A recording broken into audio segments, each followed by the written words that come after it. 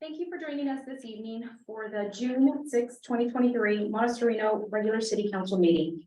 Before the meeting is called to order, I would like to point out a few house rules to assist council members, staff, and members of the public to successfully participate in this meeting. For tonight's meeting, Zoom is being used to allow public participation with this regular city council meeting. For those using Zoom to participate, there are two icons, chat and raise hand. Please use chat only to report technical issues such as being unable to hear a council member speaking. Please use raise hand to be recognized by the mayor and enabled to speak to the council. Only attendees using Zoom application can use the raise hand option to comment. Participants calling in from a telephone will only be able to listen and cannot provide feedback or public comment. And lastly, when we're not all in the same room, all votes in the meeting must be taken by roll call. Thank you. I'd like to call the June 6, 2023 Monte Sereno City Council meeting to order at 7:03 p.m. And we will start with the Pledge of Allegiance, and I will ask Mr. Carl Gardino to lead us in the Pledge of Allegiance. Mayor, I'm honored to do so on this D-Day, 79 years ago today. As we all face the flag, I pledge allegiance to the flag of the United States of America and to the republic for which it stands, one nation, under God, indivisible, with liberty and justice for all. Thank you. With that, may we have a roll call, please? Councilmember Turner, here. Councilmember Craig is absent. Councilmember Elahi, Present. Vice Mayor Wolsheimer, Present. and Mayor Megachuk. Present. Looking at the agenda, we do not have any presentations today, but so we'll move to oral communications. And if there's any member of the public here in chambers that would like to speak on any matter that is not on the agenda, you may do so by coming to the podium. And if there's anyone appearing remotely that would like to say something under oral communications, please raise your virtual hand. If there's someone in the audience, Mr. Gardino. Mayor, Vice Mayor, members of the council, my name is Carl Gardino. I'm honored to be a citizen of Monte Sereno, 16060 Rose Avenue. I come today as the Vice President for Global Government Affairs and Policy at a pre-public company called Toronto Wireless. We are delighted to be the co-title sponsor on a growing community charity run and walk called Stars and Drives, tied to our Independence Day weekend, as we support our 3 public hospitals, 14 public healthcare clinics, and the 1 million local patients, our neighbors that they serve on an annual basis. Nearly 9 out of 10 are low income and not nearly as financially blessed as most of us in this room or in our community. We hope you'll consider joining us on Saturday morning, July 1st. We know that you are very good at running for office. We hope you will join us and be equally good at running or walking for our community. Our ambitious goal this year is to raise and donate $330,000 to the Valley Health Foundation, formerly the Valley Medical Center Foundation, which supports those public hospitals, healthcare clinics, and the patients they serve. I have a flyer for each of you. I would ask 3 things. Please consider joining us, running and walking. That's 1. 2, if the mayor or vice mayor or a representative of the council can join us at the beginning of the race on stage to inspire with a few words our 2,500 anticipated participants, we'd be honored to have you on stage with us. And then 3, as you use social media and other forms of communication for our town, that you consider doing that as well. And with that, I thank you for your time. Thank you. How long is the run/walk? Thank you. It's a 5K run or walk, and more than half of the 5K participants do walk. It's a 10K run and a kids fun run, and partnering with county sheriff, the county sheriff we're going to have the county sheriff's helicopter land on the Children's Discovery Museum grassy area, the park there, and out will step Wonder Woman and Superman and a patient of Valley Medical Center to start our kids' fun run for ages 2 through 7. And there's no truth to the rumor that Steve Leonardis will dress as Superman. Though you could. Thank you. It doesn't need to. Thank you again. And with the mayor's permission, may I leave these flyers to? Absolutely, yes, please. Thank you, Mr. Cordina, for doing this. I've participated in your runs. Thank you. Excellent. I appreciate that, council member. Is there anyone else here in chambers that would like to speak during oral communications? No, is there anyone appearing remotely? If so, please raise your virtual hand. There are no hands raised. No hands raised. I will close oral communications and we'll move to written communications. Did we receive any written communications relating to items that are not on the agenda? No, and all the written communication was forwarded to you guys and loaded onto the agenda. Great, thank you. With that, we'll move to the consent calendar. And we've got 5 items on the consent calendar. And we've separated out the meeting minutes so that we can approve certain of the minutes if someone was not in attendance. So with that, I'll open public comment on the consent calendar. And just for the records, for the minutes of May 2nd, the regular meeting, for one of the items in the consent calendar, item number 3, the vote wasn't corrected. It shows out 401 and it should be 311. Mayor or Councilmember Elahi rejected that. Vote. Thank you Yeah. for correcting that. Yeah. So it's corrected now, so moving forward, when you guys approve it with the correction. Okay. If any member of the public would like to make a comment on the consent calendar or pull an item, or any member of council. Just I think it's the warrant list. It has a check for me.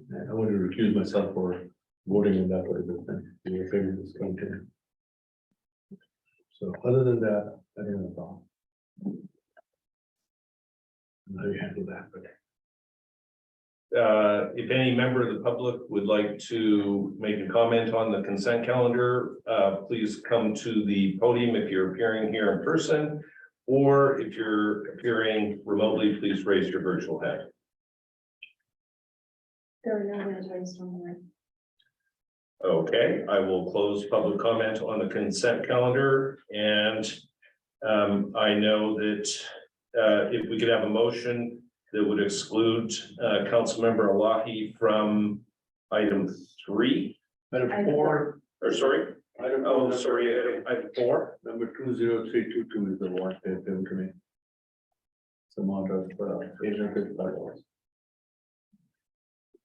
So is the council gonna make a motion on item 4 separately? And Yes. then he can not participate in that vote, and then you can move on to the other consent items? Right, I believe, let me ask a question to Councilmember Turner. Were you at both meetings? Do you want to? I wasn't at the, is it Thursday meeting? You were not. No, Okay, so that one is separate then. yes, So I'd be looking for a motion on item number 4 by itself. I move we approve item number 4 on the consent calendar. That's the warrant list. I'll second that motion. And that's without that one entry from the jury. Yeah, and you're recusing yourself. I'm recusing myself. Well, I can vote on this motion, I'll recuse myself, but you can get to my part. Okay. All in favor? Aye. Aye. Opposed? Motion carries. With one abstention. with one abstention. Now we'll go to the minutes, and I believe Councilmember Turner is going to recuse herself from that. So I'd be looking for a motion on item 2. So So moved, we have a motion. Second that. We have a motion and a second. All in favor? Aye. Opposed? Motion carries. That leaves us with items 1, 3, and 5. Correct. I move we approve items 1, 3, and 5 on the consent calendar. We need to, it's actually item 1, 4, and then so item 1, I believe they did item number 4 first, which you, well, except for my check, that Yeah. we still do it on that one. item. no, we did the whole thing. Oh, you do the whole thing? Yeah. Oh, okay. All right, that's good then. All right, you move to approve on, second that. 1, 3, and 5. We have a motion and a second. All in favor? Aye. Aye. Opposed? Motion carries. With that, we're moving to orders of the day. And what I would like to do is I'd like to have item 1 go first, since we've got people in the audience wishing to speak, and it is number 1. Item number 2, I'd like it to be number 5. So that we deal with some budget items before then, some spending items before then. Then under new business, if we could do I know. that item as number 3. And then the next item, the acceptance of deeds of grants, if we do that as number 2. The curve ad hoc committee, if we do that as 6. The labor negotiations as item 4. And then we will keep the last item, which is adoption of a resolution declaring hazardous vegetation, as number 7, the final item.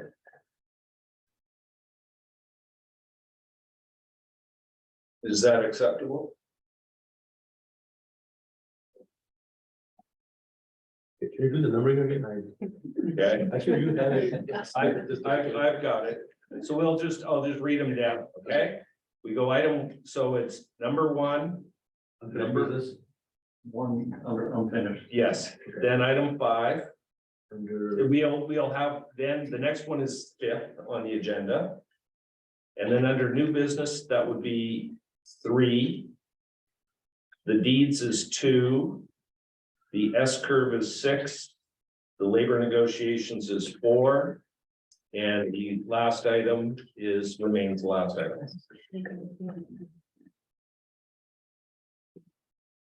you and I've voice understand it. Yep.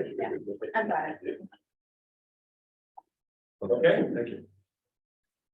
With that, we'll move to item 1, which is housing element update, discuss and provide direction on second review comments received from the California Department of Housing and Community Development. I believe we have a staff report from Planner Perkins. Yes, thank you. Good evening, Mayor, council members. And sorry, just before we start on that, what I'd like to have is our city attorney just speak briefly on the implications of the builder's remedy. Sure.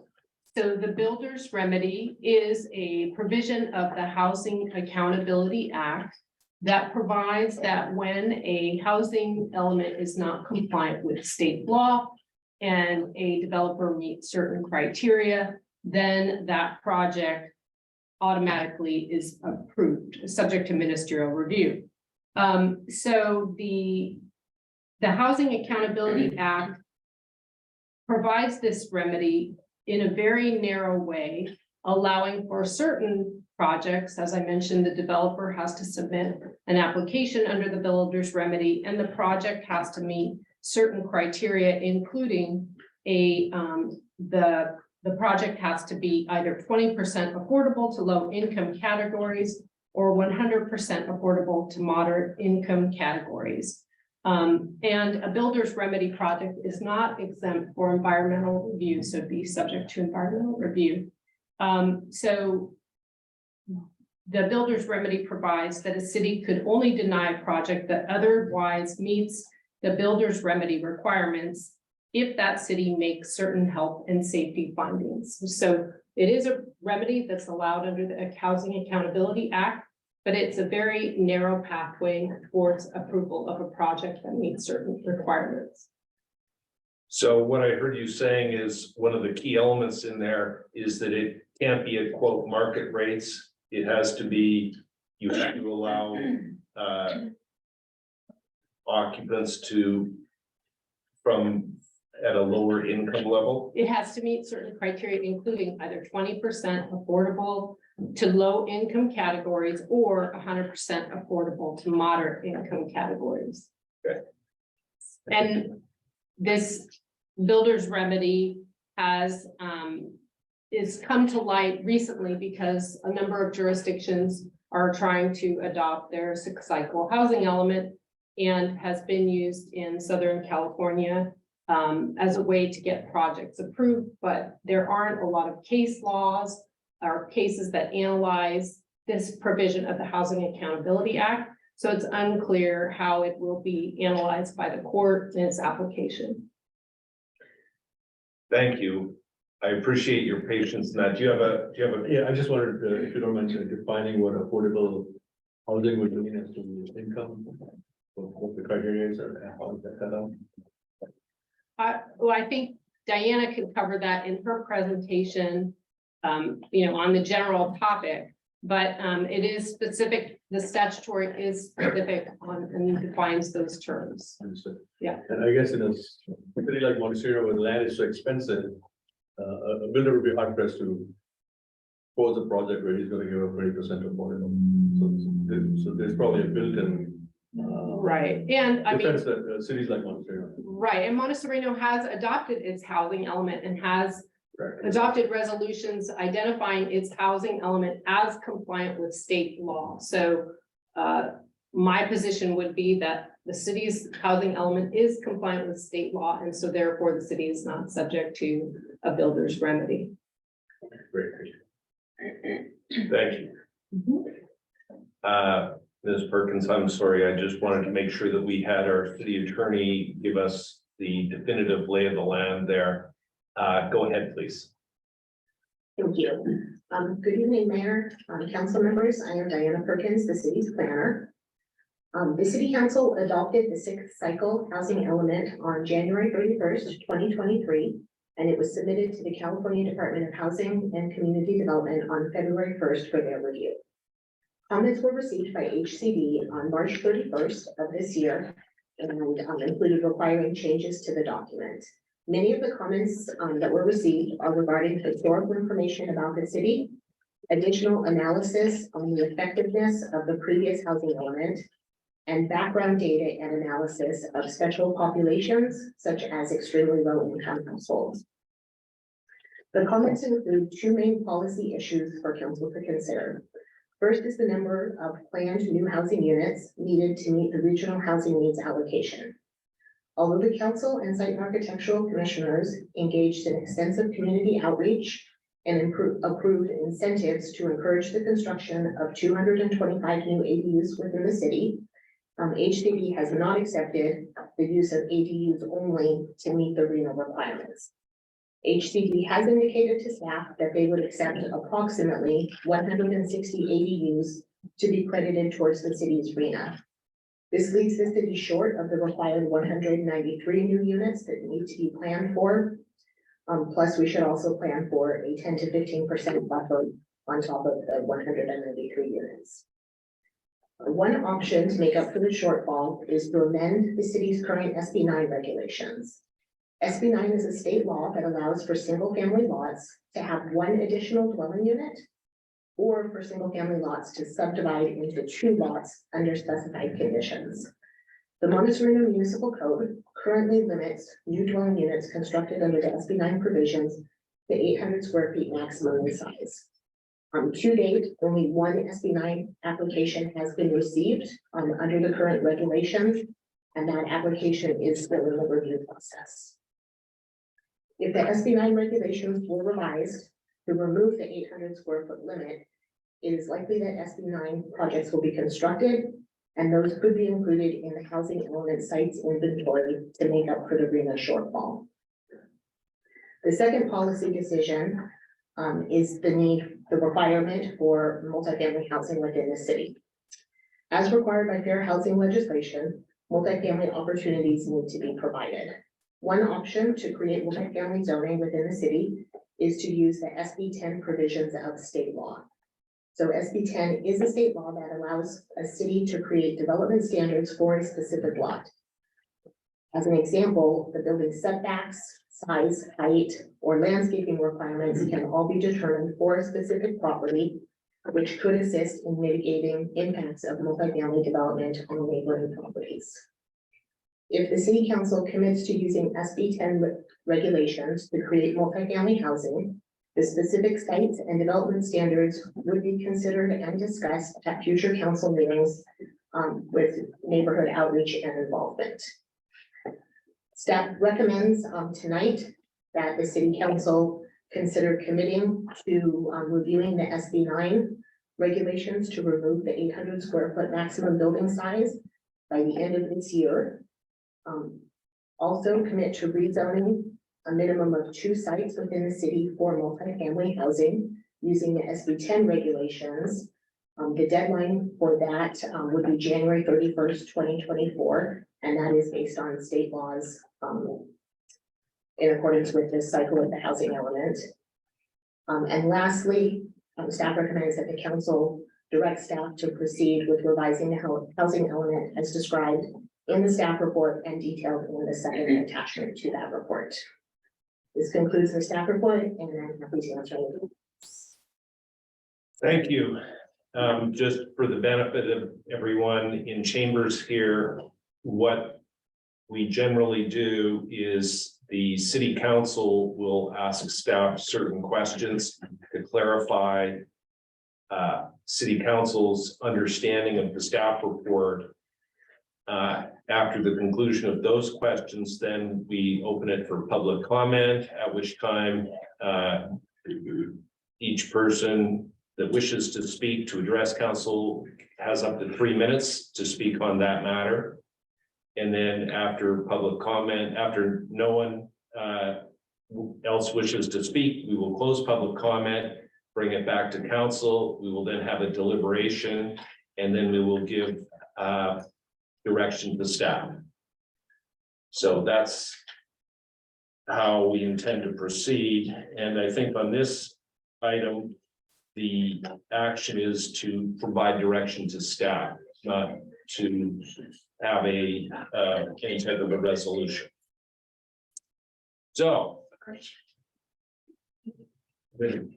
with that, we'll just pause for a moment.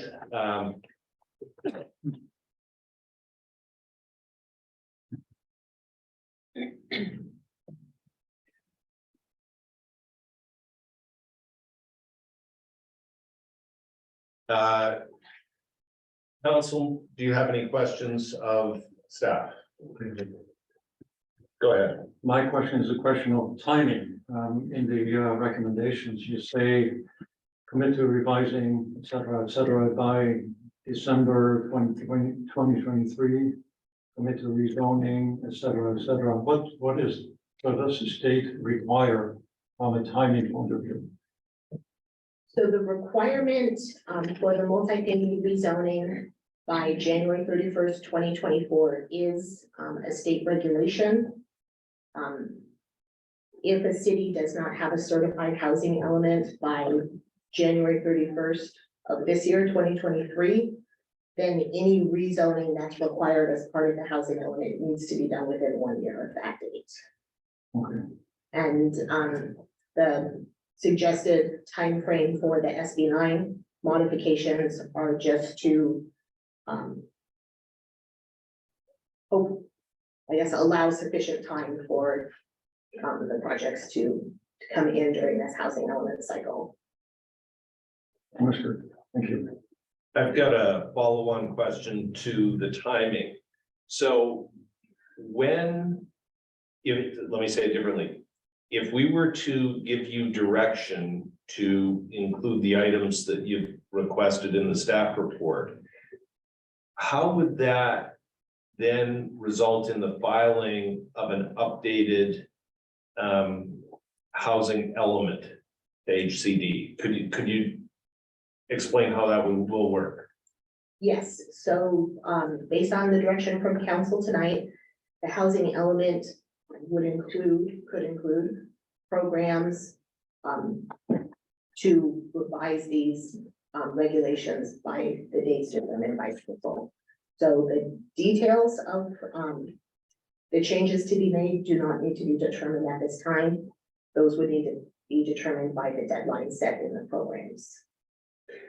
So what I'm hearing is that we, council would make it, would give an undertaking, we would have an obligation to make such certain changes, and we believe that those changes would then add additional units, and we would forecast what those units would be to meet our 193 RENA requirement plus a cushion. That's correct, yes. That's, okay, so that's how it works. Yes. And if I can also, I apologize, I neglected to mention that Andy Flower from EMC Planning Group, who is the city's housing element consultant, is on Zoom and available to answer any questions that might come up, so. Oh, thank you. Welcome, Andy. Other questions of staff? Sorry, I was gonna say Councilmember Turner. Oh, Councilor Turner, please. Yeah, so, HCD is demanding that Monte Sereno zone for multifamily housing, and they want 20 units per acre. Is that correct? So the 20 units per acre threshold is a standard if the multifamily housing is used to meet the RENA requirements. Right, So in this proposal, it's up to, we think that we can meet the RENA requirements likely through ADUs and SB9 projects. So the okay, city would still be obligated to provide multifamily housing, but the 20 unit and acre density wouldn't apply. but I also read that if the city can meet the RENA numbers without the multifamily housing, Monte Sereno must still zone for it, Correct. correct? But then that zoning can be less than 20 units per acre. Exactly, yes. So if we're looking at multifamily housing, then that relates to SB9. Right? That's SB9, I mean, sorry, SB10. Correct. So therefore, SB10 says that you're supposed to have, you're supposed to be close to transit, half a mile from transit. How does that apply to Monte Sereno? So the SB10 regulations are also available to be used in cities that are urbanized or urban clusters as determined by the Census Bureau. And Monte Sereno does fit that category. Okay. So, if we satisfy this requirement with 2 lots and we designate that SB10, will they try to ease the impact on surrounding neighbors? The report does not say where those 2 lots are gonna be, right? And do we need to report where those 2 lots are gonna be to HCD? And if we do, at what point do we need to report it? So what staff is suggesting is that if council commits to rezoning a minimum of 2 sites to multifamily using SB10, that would be the program that would be added to the draft or the revised draft housing element. Then we would start to work on identifying sites and reaching out to property owners and neighbors to get community feedback. So when would that happen? Before we get conditional approval? Or after, when do we identify those 2 sites? So I think we would start working on potential sites relatively quickly. It may be a good idea to get some preliminary feedback from HCD that they accept this approach before we ask council to take any action. But we could start identifying potential sites immediately. Okay, because I think the last time we talked about this, one of the things that I suggested was to go to, I think 4 or 5 of the residents who said that they wanted to build SB 9 and then figure out if they want to go SB 10. That would probably be, anyway, in my mind, the most logical place to go to first. And this way, you know, we're not going out to every resident asking them, do you want to be an SB 10 site? Yes, we can definitely do that, if we move forward in that direction. So let me ask one more question. Am I correct in assuming then that we would only permit these SB 10 development sites as a last resort? If the SB 10 method is directed by council tonight, we would be obligated to complete that SB 10 rezoning by January 2024. Then those sites would be available for somebody to submit applications based on those standards that would be adopted. So if we get more than 160 ADUs, will they count against our RENA requirements? Because you said 160, right? It's what you came to an agreement with HCD. That's what HCD has indicated that they would be approximately willing to accept for ADUs. So what happens if we have more than 160? Will that count against our SB 10? Will not. Pretty arbitrary. The rules of HCD.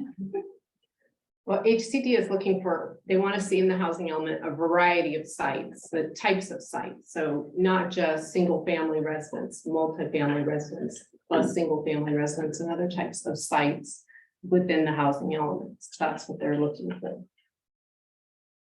Thank you. Go ahead, Councilmember Lai. Yeah, I mean, I think we're all hard work you've done, and this has taken months to get to where we are, and we're still trying to understand some of it. I mean, I have a fundamental problem with the HCD proposal, obviously. I mean, they base the whole, I mean, there's two things that are motivating them. One is the need for more housing, and one is more fair housing. The problem is Monte Sereno does not have a fair housing problem. So the question I'm going to ask you is, they say the fair housing is required so that they can get rid of segregated living patterns. Do we have segregated living patterns in Monte Sereno? Put you on the spot there. I don't mean to put Andy on the spot, but I might defer to him. I know he's been doing a lot of the work on that topic within our. Yeah, Andy, welcome. I'm glad happy you- to. Sure. Yeah. Why don't you want me to get started and feel free to jump in? Well, really, Diana? if you can address the question that the housing raise, HCD raises, that says cities should do things so that they can have affirmative fair housing. My question to you, isn't Monte Sereno already affirmatively fair? I mean, they talk about segregated living patterns. I don't believe we have any. Transformed racially and ethnically concentrated areas of poverty. I don't believe we have any of those. Foster and maintain compliance with civil rights and fair housing laws. We are complying with civil rights and housing laws. So does any of this affirmative further fair housing slogan or mandate or that they put in here, does that apply to Monte Sereno? Or have you found anything that you could point to say that, yeah, Monte Sereno has this problem? I would appreciate response. Yes, this is a Specific. great question, and it's pivotal for the 6th cycle housing element and the new laws that come with it. It makes sense that it's hard to see where you are there in Monte Sereno because among much of the Bay Area, it is a highest resource area. So that the segregated patterns are more regional. There are pockets of areas throughout the throughout the county and the understand broader that. region where, Yeah, I so understand that. it's important that that each community find ways, particularly those areas that are of highest resource, that there become inroads for people who are of lesser means to be able to live in and among areas where highest resources are available. So it's, Andy, if I can Yes. cut you off, I really want to focus Please. because the requirements are citywide, they're not regional wise. So we should not be addressing them regional wise. They're not asking Santa Clara County to do this. They're asking Monte Sereno to do this. So I think at least we should affirmatively say that we don't have these problems. We will do what we can to provide more housing, because yes, there is a need for more housing. But don't tell us that you need to do this because you're living in a segregated pattern. And I think it's oxymoronic to expect that if you build this housing, if for some reason they'll become affordable, because land is so expensive, most developers aren't even going to bother building affordable housing here. So my question to really was, as far as the city of Monte Sereno is concerned, do you think that we fall under this, these allegations that there is segregated living patterns in this area? And that we need to do something to provide the compliance with civil rights and fair housing laws as Monte Sereno is concerned? Or if you think it's a regional thing, I understand that, but specifically for Monte Sereno, what is your impression?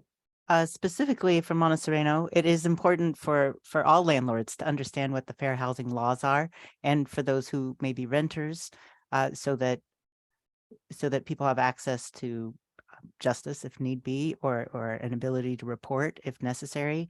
So that's one aspect of the fair housing laws that we need to make sure that Monte Sereno is in compliance with, and that there's equal opportunity, equal access to those kinds of, that kind of information. It's a requirement with the sixth cycle housing element that we acknowledge and recognize how our zoning over time has ended up with a segregated pattern throughout this region and many regions in California. And so that's part of why it's necessary now to make sure that there is a diversity of housing choices, a diversity of housing types, and that all begins with the zoning. And that's part of why going with SB 10 model is important. And who knows, there could be an opportunity for affordable housing to come in one of those locations that I would imagine would be welcome within the community to welcome a greater diversity of folks.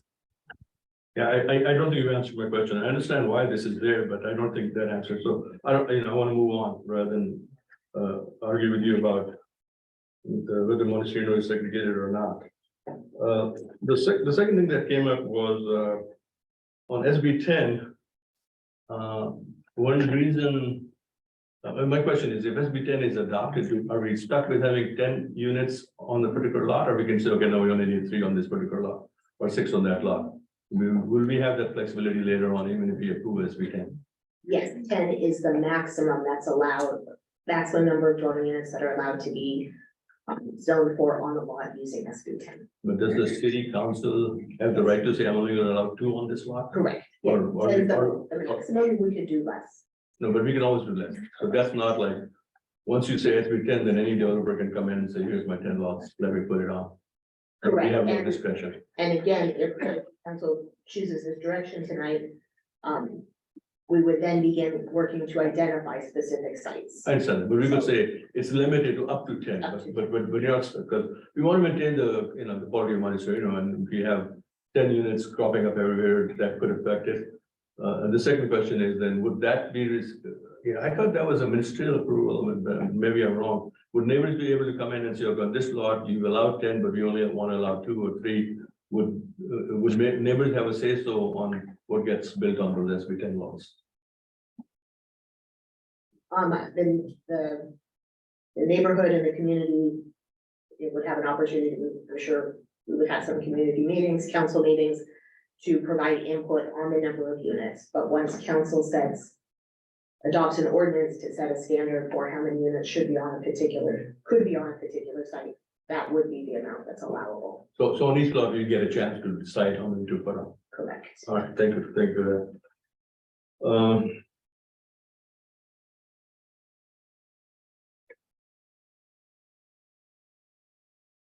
Keep going, somebody else has a question. I have one more. Vice Mayor Wolsheimer, go ahead. Thank you.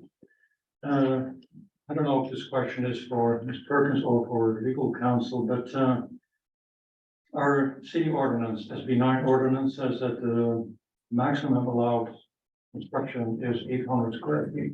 If you split a lot, you can build a 800 square foot house on the newly created lot. I've heard various opinions and seen emails if that is actually legal to limit it to that number. However, I spent part of the day yesterday going through the HCD website, which, believe me, takes a substantial amount of coffee. They have a fact sheet. It says the minimum required allowed size of new construction is 800 square foot. It's actually specifically on their website that 800 is legal. So all the discussions that I've heard and emails that I've read that 800 is illegal appear to be wrong. We would agree with that. Okay. Yes, we believe our ordinance is valid under the statute SB9 and is consistent with the provisions of the legislation. HCD, we understand, has taken a different position in other jurisdictions, but as you mentioned, there's contradictory language on their website and thus creates the confusion. I think with HCD's determination. Okay, thank you. So I have a question for Go ahead. city attorney. So are we being denied, do we have a denial of procedural due process here then? Because, for example, I heard and the denial of equal protection, because Marin County, for example, they were given favorable treatment in terms of the RENA numbers and what they can recognize. I made a statement earlier that I think with a lot of the rules that HCD has taken for us is arbitrary. And it's arbitrary because the rules that apply to us, it doesn't apply to other cities like Marin County. And the problem is, you know, there is no standard after your RENA allocation. They say, here's your RENA allocation, right? But yet we're going to give you more things that you're going to have to overcome. And that doesn't seem fair. It doesn't seem like, you know, it's a denial of procedural due process, right? And it goes against the Constitution as far as I'm concerned. So I just don't understand. For example, they say,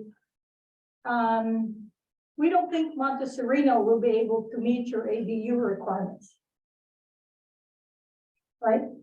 HCD says that while meeting the RENA requirements with all ADUs legal, they don't believe Monte Sereno can do it. And it's an arbitrary statement that they make.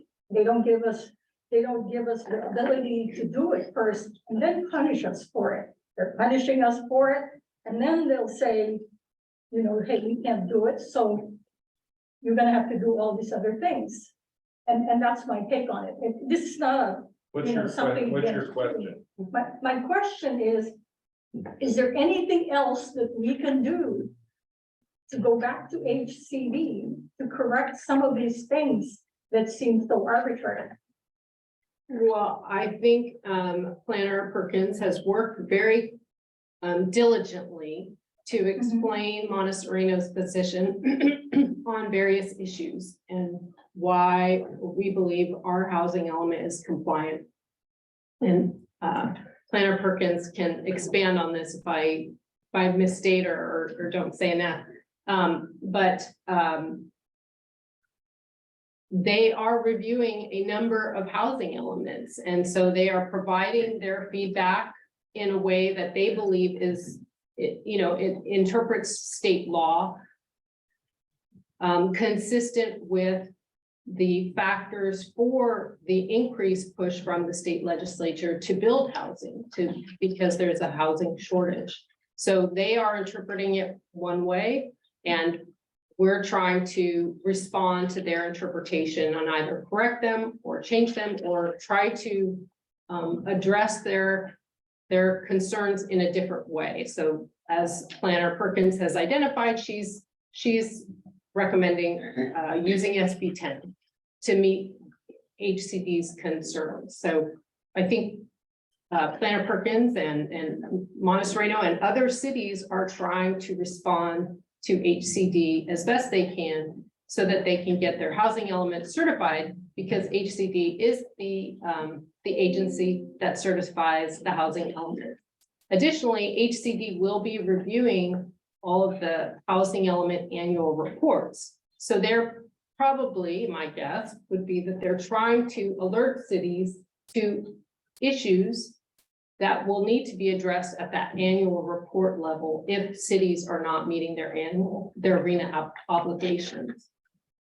Yeah, and I read that they're gonna take corrective actions within 6 months of the review, is that correct? I'm sorry, That they will, Corrective action? the city will have to conduct annual reviews for the ADU progress, right? Right. And then take corrective actions within 6 months of the review.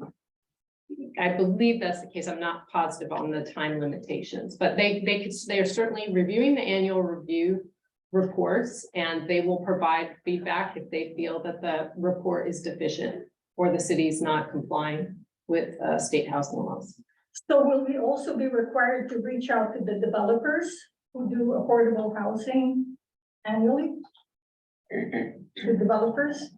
That Is that is a something that? program. That is a program that's in the draft house. So that's a condition for us as well. Correct. Okay. And by the way, I think you've done an excellent job for all of this. I mean, this is very, very tough. Other questions for staff? If I could.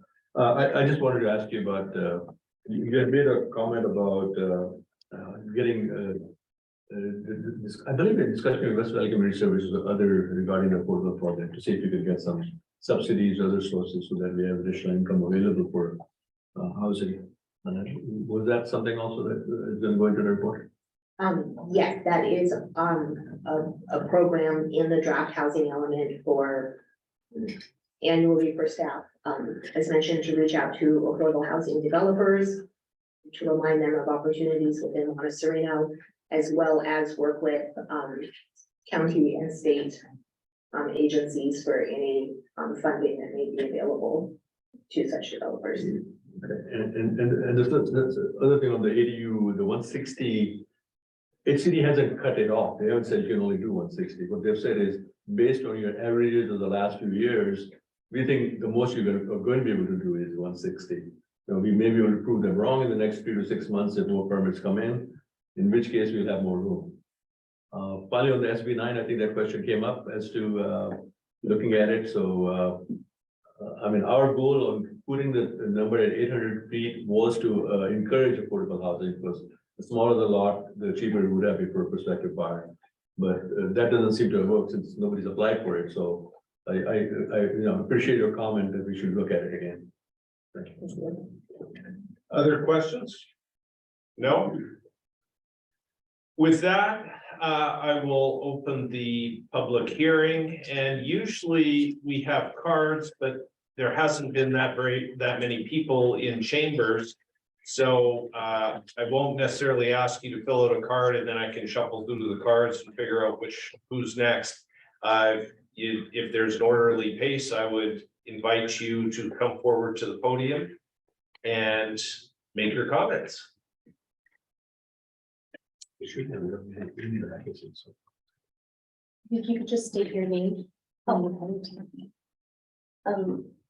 Ladies and gentlemen, our council, my name is Alex, resident of Monte Sereno. Today, I stand before you to talk about the topic that has been discussed many times, the housing element and SB 9. Allow me to share a personal story that illustrated the real-life impact of these policies and genuine necessity it holds for people like you and me. My family and I moved to Monte Sereno, attracted by the beautiful neighborhood and spacious lot, just like many of you. Here is the picture of our property. As you all can see, half of the lot is a large, sunny, vacant lot. Almost 3 times the size of a typical single-family lot size in Bay Area, which normally range from 6,000 to 8,000 square feet. This almost feels too luxurious to leave it vacant while we're discussing housing elements to solve California's housing shortage. As our family grows, so did our needs. We require more space for our children and extended family, particularly as our parents age and need our support. We found ourselves with a perfect half-acre canvas, an empty lot where we envision building our dream house. That's when we discovered SB9 that allow us to do so. It seems like a perfect plan, but unfortunately it isn't. You see, while SB9 permits lot split, the Monte Sereno ordinance restricts the size of a new development to a mere 800 square feet. This limitation renders our plan impractical and creates a paradoxical situation where state law mandated a minimum of 800 square feet, but our city imposed a maximum of 800 square feet. It is arguable legal, but it's a senseless rule that leaves us to believe the 800 limitation in city's ordinance must be removed along with other restrictions. We have been engaging with city and came across the concept of a housing element, which aligns perfectly with our goal. We aim to provide a variety of buildings, a single-family home and the ADU that can cater the senior citizens or be used as a rental unit. We will increase the availability by creating 2 additional units on our land where there is only 1 currently. And we seek affordability by selling our current home, using the proceeds to offset our project costs, making it financially viable for our family. However, the SB9 ordinance of the city stands as a barrier, contradicting the spirit of the housing element, the intention of the state law, and the general housing need of the family like mine. Council members, I understand you have a broader planning perspective, but let us not forget the reason why such a program are created: to meet the need of people from all income levels, background, ages, and circumstances. We must ensure that cities do not undermine the law and make this opportunity inaccessible. Please address this matter promptly. Holding on to the status quo will not advance Monte Sereno's housing element. Postponing the agenda. Your sentence, please. Yeah, postponing the agenda is merely a passive-aggressive approach to say no to people need that program and the ACD requirement for a compliant housing element. Thank you. Thank you for your time and consideration.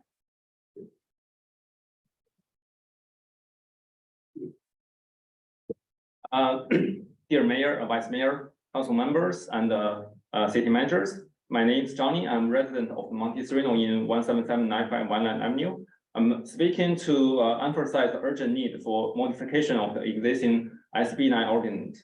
My purpose is to advocate the change that would benefit not just my family, but also positive impact on our entire communities. Allow me to elaborate on my reason behind my request. The current SB9 ordinance limits construction on splitter lots on only 2 800 square footage buildings, which is impractical for anyone in Monte Sereno. The lack of SB9 applicants clearly indicates that such small houses are not desired by any residents. Despite our previous request for modifications, we are still awaiting action from the cities. Furthermore, the denial of Monte Sereno 6 cycle of house element by HCD underscore the need to reopen discussion on modification of the SB9 ordinance. While initially there might be concern about SB9 resulting in smaller lots in Monte Sereno, a closer examination reveals its value in effectively utilizing vacant land and enhancing the comprehensiveness of housing element plan. Cities like Arlington or Los Gatos, striving for HCD approval of their housing element proposals, have adopted a comprehensive approach that including high density housing, rezoning, ADU, and SB9. While residents may have reservations about leveraging SB9 in our city, failing to comply with and abate HCD certifications for our housing element plan would expose us to a worse outcome. The builder's remedy, aka the zoning holidays, we just started to learning about this recently. I just want to add a little bit color to it. There are actually, it is a narrow path, but for example, it is a path, and a little bit color to it is, for example, if you build a builder's remedy less than 6 houses on 1 acre, one parcel, you can exempt from the environmental examinations.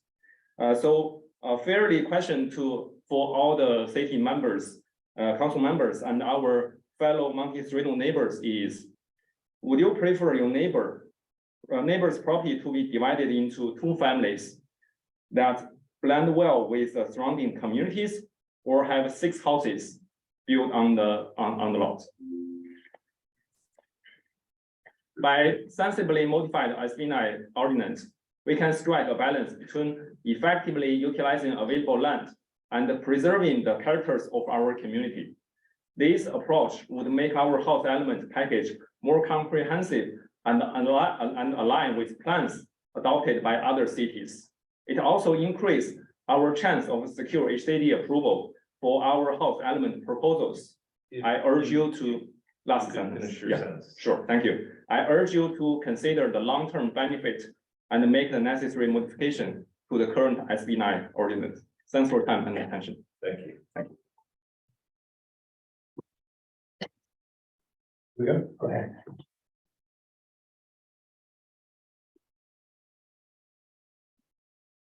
Hi, Chris Lerman. My son has been here previously, who's representing our discussion. Unfortunately, due to your decision to make it 800 square foot, he had to leave the area and move to a house that was a little bit bigger in preparation for a family that they wanted to have. So essentially, my name is Bruce Lerman. I live on 15950 Romeo Court, and I live on 18730 Blythewood.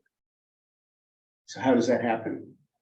We have a house that's pretty old. It's one of the oldest homes in Monte Sereno on 15790 Romeo Court. The other access is via Blythewood, and that access is the guest house. That house is 200 feet below the level of our current house. And that's where my son and his wife was living. The decision to make 800 square feet, congratulations, you met your goal. You discouraged building and you prevented people from coming into Monte Sereno that might have lower incomes similar to my son. So you've actually forced my son out of the area. So in retrospect, I think that we should have subdivided the property for SB9 and requested a larger build. You suggested building larger lot sizes, larger building based on our lot size. This is a big lot. Our lot is 2.5 acres. That area would be at least an acre down there. So it makes sense to allow people to build a bigger house. It wasn't practical for him to build an 800 square foot house on a guest house that's 700 square feet, right? You can barely put another baby's room in there. So my recommendation is to allow that increase in size based on the size of the lot. It makes sense, and it will preserve Monte Sereno. Thank you. Thank you.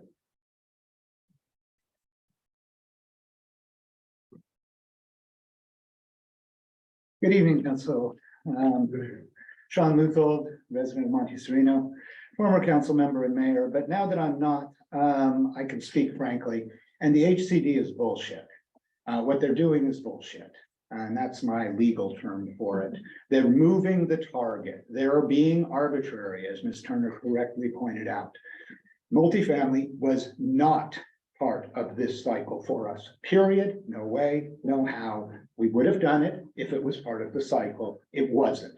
We put in a compliant housing plan.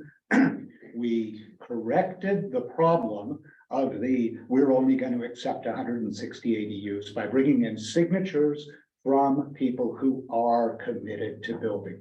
We made that program. For them to come back and talk to Ms. Perkins and say, we'll only take 160. No, it's bullshit, it's arbitrary, it's illegal. We need a route to appeal, and that's the question that Ms. Turner is correctly asking, which is if some administrative person at HCD is doing something arbitrary, how do we say no and appeal? They cannot be the certifying body and some human being sitting at a desk says, we don't accept your plan. I don't accept your plan. There's got to be an appeals route. We must find it. We must follow it. So I'm asking this council to research that and determine it. We have a backlog of SB9 people who want to build. We were moving carefully. You know what to do. We are going to expand the SB9 program. I'm confident about that. We just want to do it carefully. So I would recommend that we move forward quickly on that to look at lot sizes and say, what is a reasonable build so that these lot splits can build something appropriate to the community, which is a very good way of putting it. We wanted to move slowly. We didn't want to suddenly split 500 of our units here via SB9. We want to split 30 units, 40 units, the units that make sense. So we need to very carefully do that. Our SB9 numbers, carefully crafted, are going to more than fulfill our RENA numbers. Lastly, talking about this and saying SB 10 and identifying lots. You know what happens when we try to identify lots. It's not going to happen in this city. There's going to be petitions. There's going to be recalls of council members who do that, and we don't need to do it. So we don't need SB 10. SB 10 didn't exist when this cycle came to us as something to do. And now they're pushing it on our planner and she's saying, maybe I can do it. No, we can't do it. We're not going to do it. And for it to count on SB 10, it sounds like it would have to be 20 units an acre. 20 units an acre, not only does it not fit, it's completely ridiculous. Look at North 40. What are the market rates there? $1.5 to $2 million on their cheapest units. That's not helping solve any of these problems. So as the challenge to Mr. Flowers was put, we're not solving anything here. We're not solving anything with a 2,200 square foot house and another ADU. We're not doing affordability. So we need to push back. We need to say no. We need to say no to HCD and appeal it if they have a problem with it. They're being arbitrary. Thank you. Just hold on, for Mayor Lethal. Do you think we should direct staff to expand the availability of SB9 and to come back to council with some ideas on how to do that thoughtfully so that we can get more housing units in the city of Monte Sereno to get up to at least over our 193? Well, first of all, yes, I don't accept the 160. That's completely arbitrary. But if we want to play that game with HCD, that's one we can engage in. And the answer is yes, I would recommend having staff look at that carefully. We have a 2.5 acre lot as an example that is on multiple levels. And we've talked to these people. We know what it looks like. So that's one example. Carl Avenue, another example. I'm not sure if that's these folks or a different one where there's another horse paddock. And so we know what these lots are. They're 1 acre lots that people look at. When they split, they're going to be 2.5 acre lots.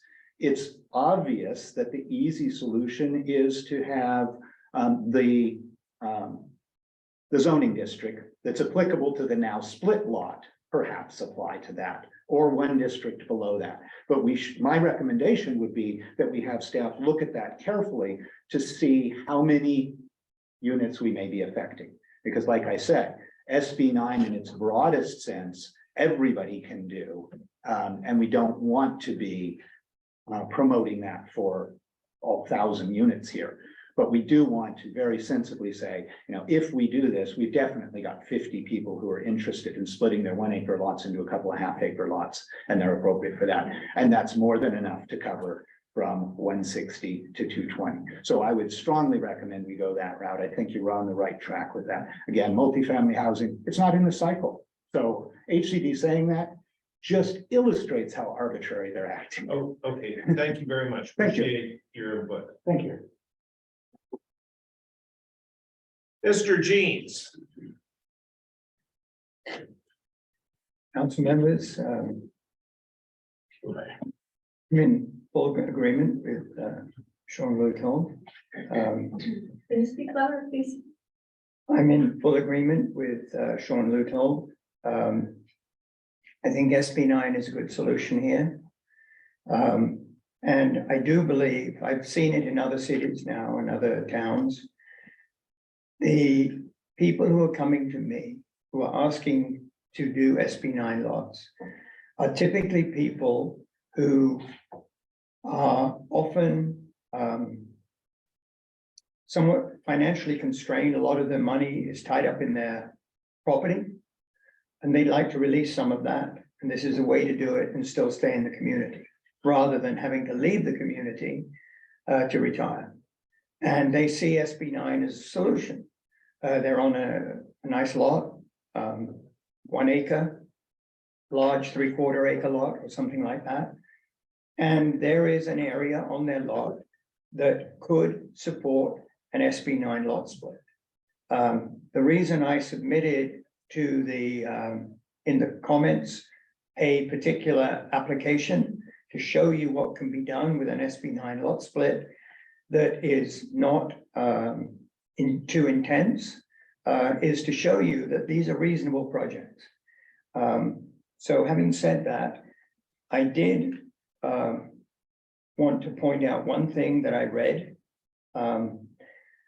And it says HCD staff believe that reducing the allowable building size to less than, as you have put, 800 feet or less than otherwise would be allowed in the zoning district is a reduction in intensity, and that comes as a violation against the Housing Crisis Act.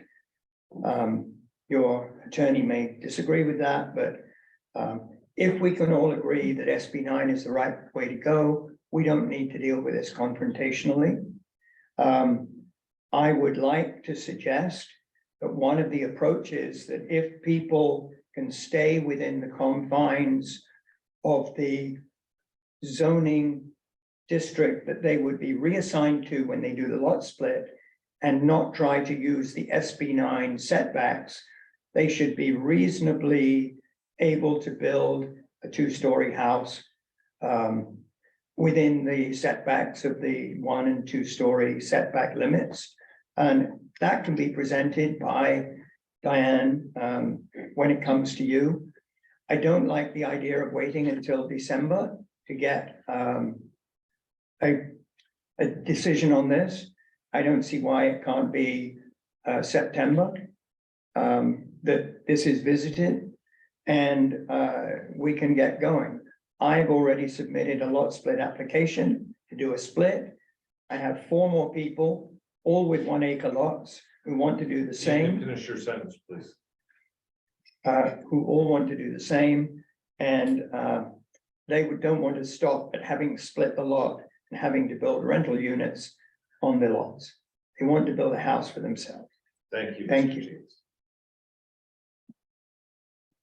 Is there anyone else in chambers that would like to speak? Do we have anyone appearing remotely? If you would like to speak on this matter, please raise your hand.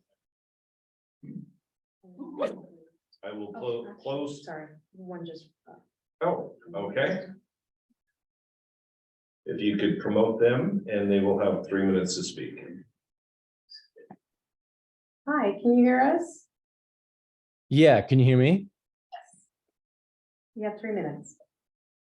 Awesome, thanks. Thank you, council members. I'm Kurosh Benham. I'm at 18411 Lexington Drive, Monte Sereno, California. I just wanted to say or go on record that I agree with the 2 people that just spoke about their thoughts in regards to SB 9. I am in that camp, living on a 1 acre lot with my family, and we want to do a lot split. And the one question that I did have was in the staff report that I did read. It says, you know, in regards to like written letters of intention, just want to get like maybe a more solidified date on when to provide those letters of intention. You know, even though I've been emailing, but you know, if I have to write a letter, totally fine with doing that. So that's my question. Thank you. Thank you very much. I think we may address that in our deliberations. Is there anyone else that would like to speak that's appearing remotely? If so, please raise your virtual hand. No one wishing to speak. I will now close public comment and bring it back to council for deliberations. I'll remind you that we're being asked to give direction to staff on how to proceed. And maybe I'll lead off and say that your staff report is very persuasive, and it appears to me that we do have to come up with more units. I think that the 160 ADUs is low. And I think our number could be higher than that. But I wouldn't want to lay our cards on the table per se. But I think that staff should come back with, I think we should provide direction to have you come back with something that would be very reasonable for an SB 9 lot split in the city of Monte Sereno that fits with our character, that we can where it makes sense to do a lot split to allow those lot splits without an 800 square foot minimum. It is truly unfortunate that HCD didn't allow us to use those 225 plus the other 8 letters of intent that we got.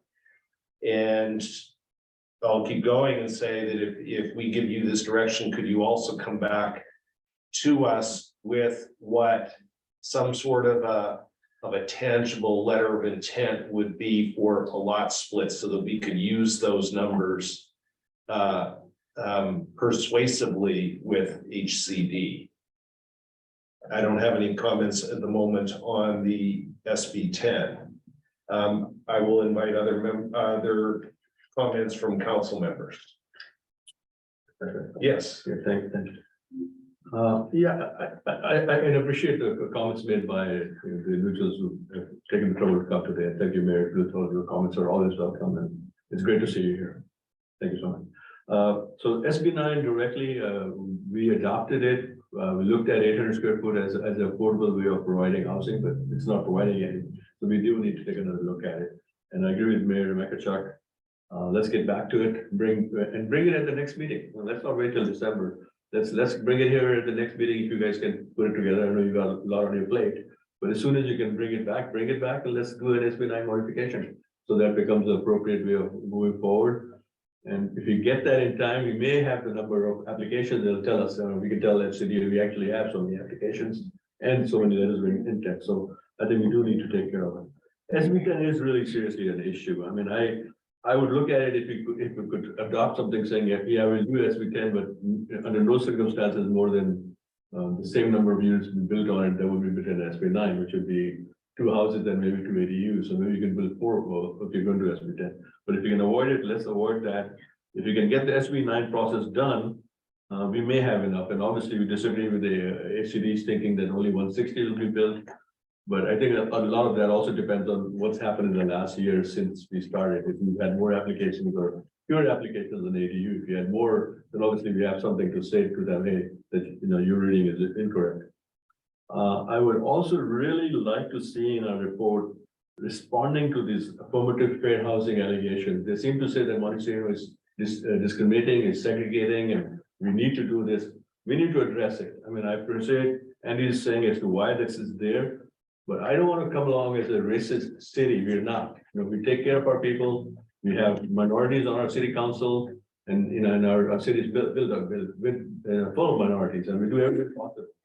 So at least we should respond to it and say this is not our problem. We don't have segregated housing. We don't have civil rights issues. I'd like to see some that's directly addressed. If Andy has found some segregated places in Monte Sereno, not in the region, please let us know. I mean, I'd like to find out where that is happening. And I don't know if Andy's really had the time to go through Monte Sereno and see what kind of places there. So I would really like to get that addressed. The other part that probably needs to be addressed is bringing something to the city council to provide some kind of subsidized housing for ADUs, because that's, yeah, we do want affordable, and that would be one way of us to promote it. And maybe we can get West Valley Community Services involved. I have left them a message to see if we can work with them so that we can subsidize some of the ADUs and other units, so we can provide some affordable. So those are my 4 big comments. And thank you, by the way, you've done a great job, and keep that up. Yeah, it's obvious from your report that we have to do something. Doing nothing appears not to be an option here. The problem I see with changing our SB9 rules is that if we allow people to split their, for example, our 144 lot, how many of those do we allow? And that's where we get into a gray area very quickly. Let's say we allow 50 people to do that. Well, why 50? Why not 100? Why not all of them? So that's one of the concerns I have with allowing lot splits of R144 to R120. Where do you draw the line? How many do we need? And if we allow certain homeowners to do that, why not everybody? Right? I actually personally think it makes a lot of sense to, if people want to split their 1 acre lot into 2 half-acre lots, that we allow them to build according to the R120 on both of those. And I'm not worried about losing the character of the community if we allow that. Half-acre lots are still pretty big for the area.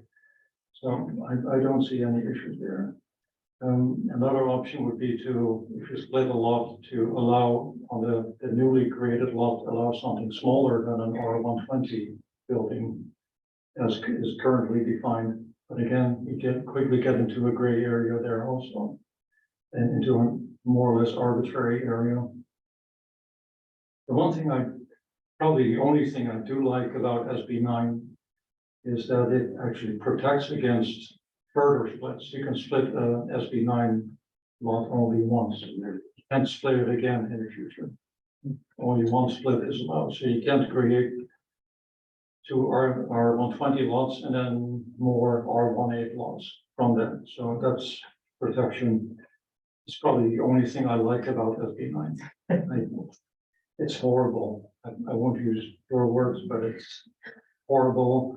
And the way it's being implemented and enforced is horrible. And the only way to address this is by the voters, unfortunately.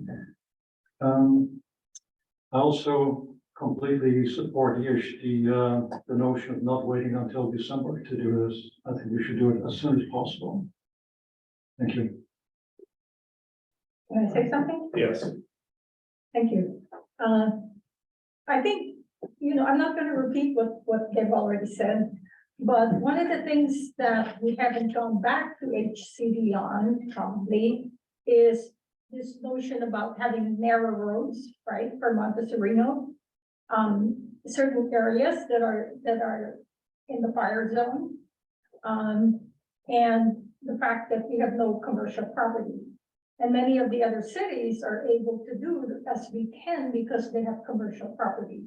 And the only viable solution to commercial property here in Monte Sereno is where we all are sitting today, plus the church. And the church already said, no, we're not going to do it. So if we're really serious about meeting arena numbers, we should consider City Hall as well. So those are my comments.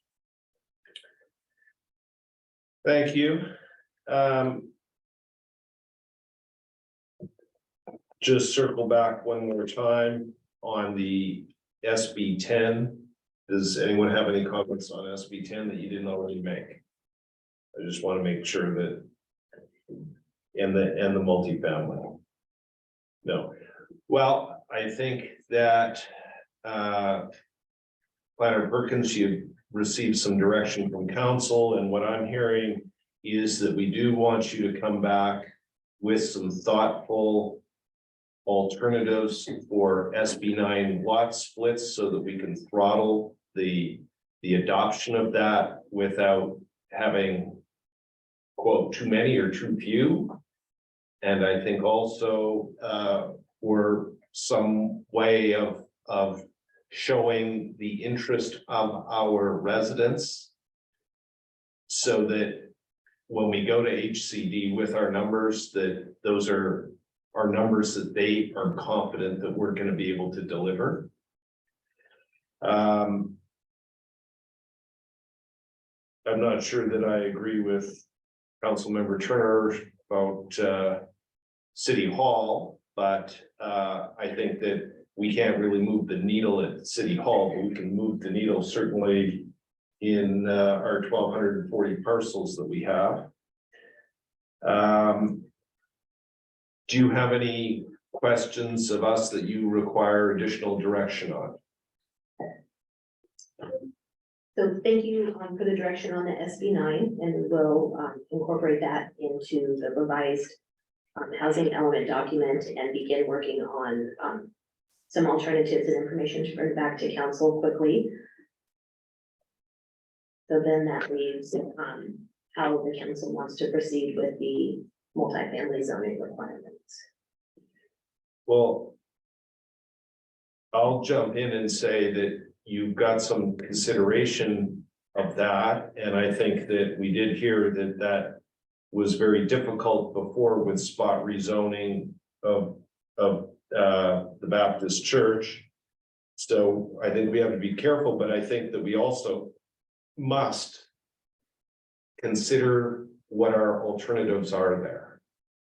That HCD is asking us, rightly or wrongly, that we have to consider that. And I think that although I may agree with former Leuthold's description of it, I do believe that we have to do something in good faith and take the high road on that. And the good faith, though, must fit with Monte Sereno. Council member, Yeah, I know the city's trying to put us in a position where, you know, they say jump and we have to go how high. My thought is if we really do an aggressive response to the affirmative fair housing requirements that they put in and say it does not apply to Monte Sereno, we're not a commercial city, there's no segregation here, there's no discrimination here, to leave us alone. And just confront that directly and say we're not going to be doing multifamily or SB 10 type housing, but we are going to. But what would help us is that by the time you're able to submit your next report, we have an SB 9 proposal that has been approved, ordinance that has been at least done its first reading or close to that, and we have some letters of intent that show that we can meet the additional requirements that we have. Now, what we don't meet is eventually gets stuck with 168 the ADU requirements. We don't seem to have enough low income unit. We need about another 13 low income unit or very low income. That's why I keep emphasizing that we've got to put into operation a plan that's saying we're going to be subsidizing and providing additional funds so that additional ADUs can be built, or at least they can be directed towards a very low income thing. Because other things you can meet. It doesn't, you know, if you have more very low income units, the excessive numbers can be used for the higher category, but you can't go downwards.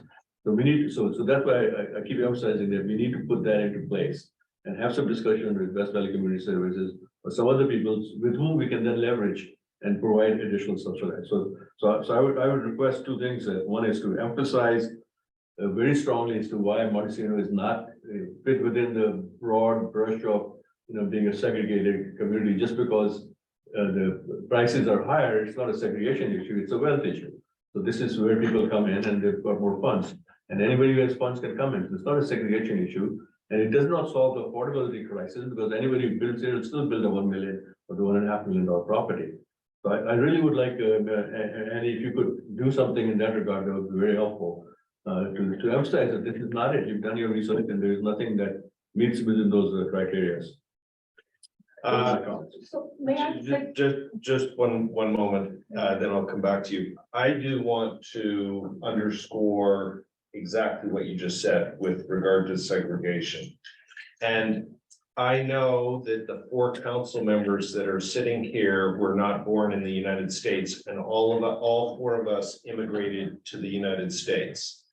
And HCD should know in no uncertain terms that we do have diversity here. And the 4 of us are immigrants, and we've worked hard, it's. I'm sorry, I have Andy with this raised. Okay, but just a minute, I was gonna have, Councilmember Turner wanted to say something. yeah, I wanted to talk about the HCD appeal process.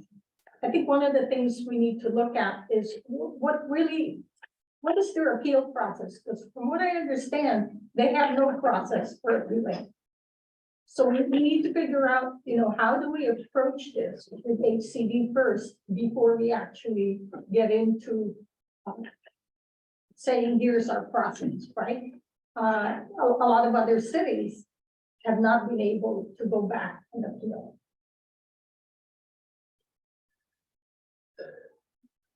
Here, if I may. You may. I just want to be clear that there is no determination from HCD yet to appeal. So, and I also want to be clear that we wouldn't be appealing, say, the RENA obligations if they're assuming there is an appeal process for a determination by HCD, right? So the RENA obligations are a separate issue that HCD isn't involved with in terms of determining what our RENA obligations are. So just to be clear, that there's not anything right now to appeal with HCD. I understand from Planner Perkins that she has had discussions with our the HCD representative that she's worked with and even their superior. Is that correct? So I know that Planner Perkins is working very hard to get to the right people at HCD to discuss some of these very important issues, and I'm sure she will continue to do that. But at this stage, there's nothing to actually appeal. So may I ask a question? HCD has legislative authority over affordable housing because of ADAG, is that correct? I don't know if they have authority over. I'm not sure I understand your question. Well, so HCD comes to us and they say, this is how you're gonna do your housing element, right? Well, those are the rules that we all followed. We went out to get 225 signatures. And I'm not really sure who has the authority now. For example, we can't sue ADAG, the COGS, right? ADAG or SCAG, but that's not necessarily true of HCD. That's correct. Right, yeah, I guess generally, yes, that's true. It's totally different. They're totally different agencies. Okay. We had our consultant wanted to make a comment. Go ahead, please. Thank you for this opportunity. And I just wanted to address what one council member mentioned as a wealth issue and the questions about segregation and just to acknowledge, and we can do so within our next draft, that segregation in Monte Sereno is first and foremost about financial segregation. And I just wanted to give you a heads up that that's the direction then that we'll take for our next draft, of course, in working with Planner Perkins. Go ahead. Just to be clear, is there such a thing as financial segregation, or is that a racial bias criteria that we need to be concerned about? I would defer to our consultant. He's the expert in this area. I've never heard that term, but I don't deal with these issues day in and day out, as I'm sure he does. So, but I will say the Affirmatively Furthering Fair Housing Act is really, I mean, our obligations are to analyze these issues, and that's what we're doing. We're analyzing these issues. So even if you disagree with it, we still have to analyze the issues as part of the housing element that we're submitting, that we have submitted to HCD for certification. Yeah, so my thought is, if there was segregation and other things, then we have a heavier burden. We need to build more multiple housing. But if there isn't any, and we are not going to solve what isn't a problem, because it isn't a problem, by creating more expensive housing, then let's be clear on that. That's not a problem that we're solving, and it doesn't exist. Okay, does staff have the direction they require to move ahead? Yes, without confirming with the city manager, I'm suggesting perhaps some of these questions and options around the multifamily housing that we could bring back some additional information to council at the next meeting, June 20th. June 20th. And just so that we can move forward, I'd like to ask council two things. First of all, I believe staff has a sense of urgency for a number of different reasons, but one of which is we generally do not meet in July. And I'm wondering if that's a hard, we are not going to meet in July, or if we were required to, could we? So that's one question of council. Then the second question is, if we had to have a special meeting and we wanted to not have any meetings in July, could we have another meeting in June that is not on the 20th? So just comments on that. I'm very flexible with my time, fortunately. Yeah, I would suggest that staff will probably need more time, so if we squeeze more meetings in June, that may not help them, so we may need to meet in July, just so that they have time to do what they need to, unless staff's planning, take vacation. And really, rather than have you just come back on June 20th, and it may be too soon, I would really like to see an ordinance, okay, get as close to an ordinance on SB9 specifically, so that we can address it, and maybe by the time you get to the USDD report, we have an ordinance in place. Sorry, I was thinking for the next council meeting to bring back some more information to answer some of the questions and concerns that have come up regarding the multifamily housing. Well, I think those questions are, I don't know if they can be answered really. I mean, we're saying we don't want to do the multifamily, but you can still continue with that. But the SB9 process can go in parallel. It does not have to, tap behind the housing element process. Because if you can get SB9 approved, then you can incorporate it into the housing element process. And yeah, you can bring those questions and we can keep massaging the housing element part of the draft, but at the same time, I think the SB9 should go in parallel.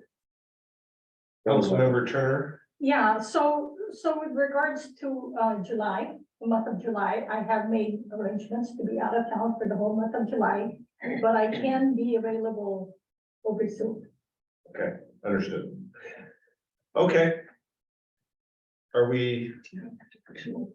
So, Mayor, I just asked Planner Perkins to confirm that she received direction on the other areas identified in your report to conform to the comments of HCD. Those are sort of the general topics that she covered. Just make sure that she. So those details are listed in the second attachment to the staff report.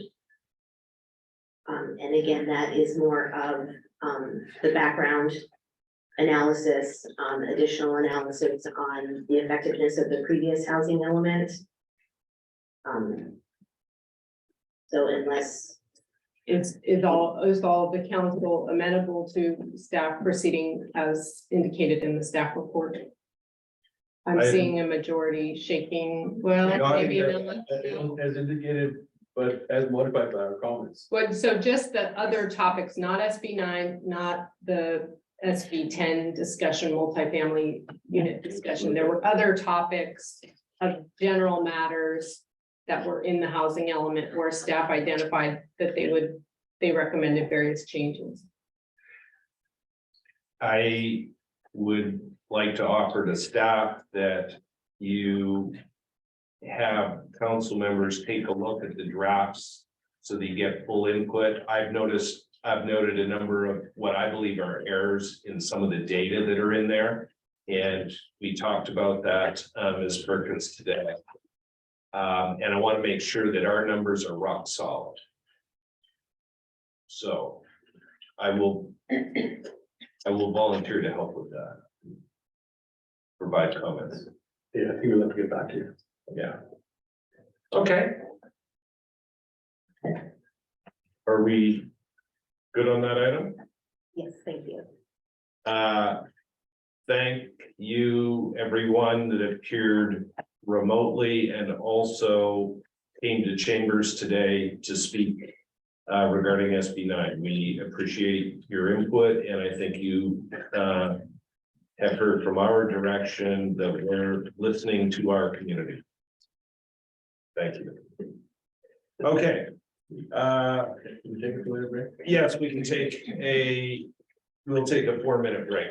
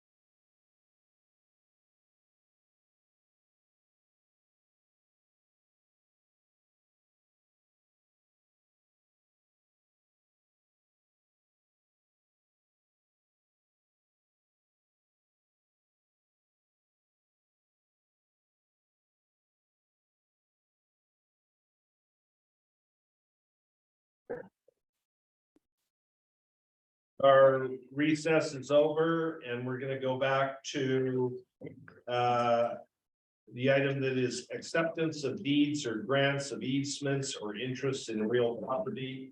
And I believe we've got a report from the city manager on this item. Yes, thank you, Mayor and Council. For you this evening for your consideration is depicted in the staff report is the consideration of the deeds and the easements. Outside of what is listed in the staff report, I do not have much to add to the report. It's somewhat of a formality. But staff is available for questions and answers on this item. Originally, it was on a consent calendar, but as was suggested, it was moved to an open hearing, just in case council had deeper questions about the process. That concludes my comments. And of course, we have our city engineer, Mr. Don Wimberly, here this evening as well, who is available to answer questions if council has any for the public. Okay, I'll start off with just one simple question, and then I'll ask the other council members for questions. Could you just describe briefly what the catalyst for this was? Just describe it briefly. Certainly. We were looking at a project over on Constitution Avenue, putting in some curb and gutter over there, in conjunction with the street repaving project. So essentially, staff looked at the opportunity to, which is necessary as part of the project, has to essentially get the deeds of the easements in order to put in those curb and gutter on that project. Okay, so you came across something where we needed to have an ordinance and or not an ordinance. We need to have this acceptance of grants, and that's what prompted it. That's my only question. Go ahead, Councilmember Elahi. So this is basically somebody giving us an easement on their property or giving the city an easement on their property. Is what we're talking about? Technically, it's already in the public right away, but it's a formality. Their recognition of, the city ability or right to, how do I say that? Develop or put the curb and gutter into that right away. And Mr. Wimberly, do you have more to add? Let's get some more specific as to, are we talking about general thing, or is one specific item, or this is for ad infinitum forever? Well, as city manager indicated, there was a trigger event where a project, actually a couple projects, coming through land development review, and involving the removal of a home, construction of a new home, which makes them susceptible to the building site ordinance of the city. There's a copy of that in section of the city code included in this report. That allows the city to require dedication of street right-of-way easements that may be necessary. So upon conditioning a project for grant of those easements, when they are received, they are technically reviewed. That is, the plat, the legal description, those sorts of documents are reviewed for accuracy and correctness. Once that's done, the owner signs the grant deed. It's given to the city, and because it's state law, which requires that no one can grant real estate interests to the city without the city's approval. Those when they're received, then someone needs to do an acceptance of that grant. So this staff report basically provides the council the opportunity to delegate that authority to the city engineer. So after the city engineer requires the grant of an easement, the city engineer then can approve its acceptance, and both the grant deed and the acceptance of the grant go to the county recorder for recordation. It then becomes an easement. The city then has the rights granted by that grant deed, be it a street right of way, public service easement, utility easement.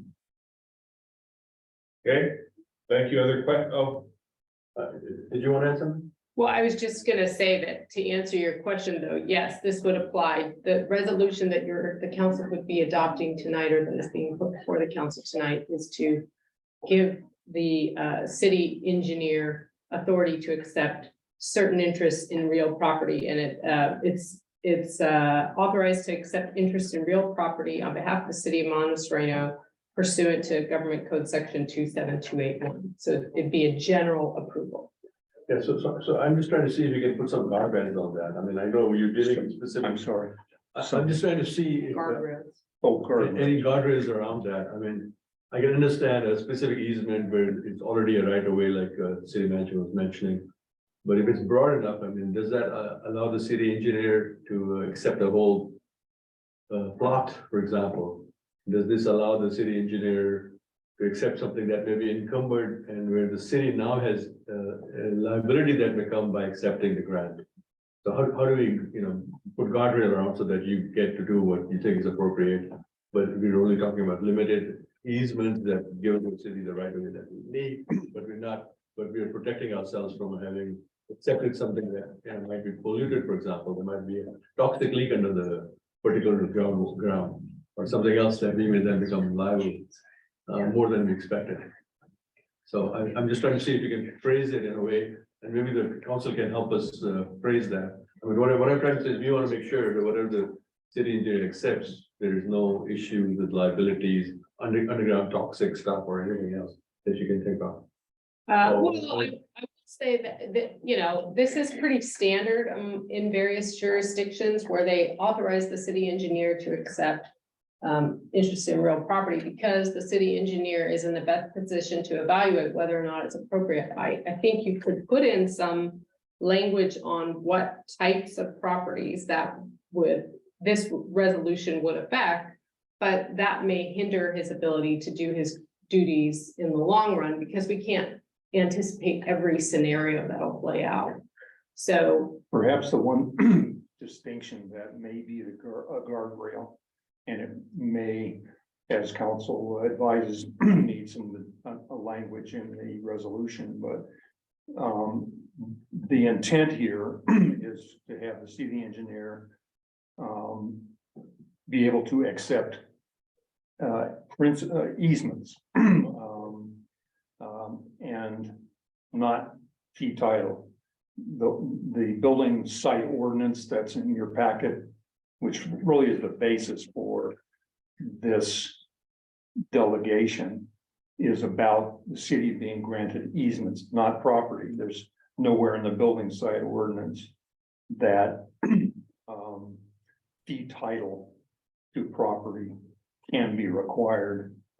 The only thing that building site ordinance authorizes, as I read it, and in my experience with other agencies, is the grant of easements, which is we now have the right to use something for street purposes or regional purposes. In fact, the grant deeds that the attorney's office helped confirm the form for are all easement documents, which gives the city's rights, not ownership. So perhaps there's a distinction between accepting the resolution says interests in real estate, not ownership of real estate. It seems to me that gets to the kinds of concerns that you were just describing. yes, but it says pursuant to the city of Monte Sereno hereby authorizes to accept interest in real property on behalf of the city of Monte Sereno pursuant to Government Code Section 27281. And 27281 is specific to easements. So I think that addresses the issue that Mr. Wimberly identified, and it still stays within the parameters that he identified. So general easement. And having a right to use the property for street purposes, utility purposes, public service purposes would not, in my experience and understanding, again, council may want to comment, give us liability for defects that or obligations that accrue to the fee title property, for example, mortgages, other kinds of liens and or contamination that may be residual on the property, that sort of thing. Those clearly accrue to the fee title property owner. I don't believe acceptance of an easement would inure any reliability to the city. But there's an expert over here. Yeah, that would be a specific question. If we have an easement and there's a toxic issue under the easement, is the easement owner liable for that toxic issue? No, generally not, right? I mean, if we are just accepting the easement for whatever purposes the easement is, public purposes, we're not accepting liability for the underlying conditions of the property. And the same thing on the language, you mentioned 27281 only deals with easement. The language on this one is kind of broad. It says deeds or grants conveying any interest in. And then it says or easement. So it says any interest upon real property. Would that allow grant deeds also to be conveyed, or is that limited by 27281? Because it's really broad. It says any interest. Yeah, I see what you're saying. It says in or easement upon real estate, yeah. So do we need to cross out the any interest part? Conveying any easement, would that be enough? Yeah, so that may be an area where you want to specify, in, like I said, in the resolution, you can add that limitation if you want. Okay. So this would be applicable only to easements. Does that work for you? You could just cross out the interest. Okay. No, I'm not concerned. Thanks, Again, sir. it's, And by the way, you're doing a great job at what you're doing, so thank you so much. I'm under so much pressure. Again, I refer you to, again, the city's ordinance that allows staff to condition developments for grants of easements. And that sort of, it does not give us authority beyond that. I'd be happy to give you whatever authority you Oh, want, well, thank but I'm thinking beyond. Other questions? No? With that, I would like to open it up for public comment. If you're in chambers and you would like to speak on this matter, please approach the podium. If you're appearing remotely, please raise your virtual hand. No hands raised, no one at the podium. Oh. You really want to give him control? Are you recommended? Yeah, what it does do is it speeds the process up, because otherwise you got to go to the council to get approval, and having the engineer do it at a level makes a lot of sense. So, but it should be an easement, yeah. Thank you. Anyone else wishing to speak? No. With that, I will close public comment and bring it back to council for either discussion or a motion. I would move to adopt it. Oh, go ahead. Sorry. No, go ahead, you want to make a motion. Let's have a motion to approve. Yeah, and I just want to clarify that it's approved by crossing out the word any interest Yeah. in the second sentence. I'm sorry, so who's making the motion? Councilmember Turner is making the motion, and I think she's accepting the amendment that the motion would say the resolution should be adopted, but the words any interest after conveying and the port in or easement would be stricken in the resolution, and I would second that motion. We have a motion and a second, and may we have a roll call vote, please? Councilmember Turner? Yes. Councilmember Elahi? Yes. Vice Mayor Wolfhammer? Yes. Mayor McIntyre? Aye, motion up, and one absent, Oh, yes, Councilmember Craig is absent. motion carries. With that, we will move on to item 3, which is adopt a resolution to adopt a list of projects for fiscal year 2023-24 funded by SB1, the Road Repair and Accountability Act of 2017. And I believe the city manager has a staff report. Yes, thank you, Mayor and Council. This is again something that was on our consent calendar originally, however, was suggested to put on a regular calendar with some discussion. Essentially, we are tasked with spending some SB1 road repair funds. And we have identified 2 streets in Monte Sereno with low PCI. And those funds will be directed towards those 2 streets. And that is essentially the meat of the report. This is not necessarily what's called the gas tax. That's an additional funding that we receive. This is the SB1 funding. We have to adopt a resolution in order to acknowledge and spend these funds annually. And if council has questions, staff is available to answer those questions. Okay. Are these numbers flowing up into our budget? That's my question. Yes, the answer is it's a pass through. We receive funding and we spend the equivalent amount of funding. Okay. I have no further questions. I do have a question. I thought there were 3 streets that we were looking at. Constitution, Greenwood, and it was Third Street. That So was on the budget. right now, in the staff report, you see there's Greenwood Road, Greenwood Lane, Constitution Avenue, Seabury Lane. So there's a little nomenclature when it comes to the crossover of some of the areas there. I guess you can say that it's Greenwood Road, it's Greenwood Lane, it's Constitution, and it's Seabury Lane included, but essentially Greenwood Lane and Seabury Lane are the ones with the pavement quality issue. Those are the ones featured in the resolution here.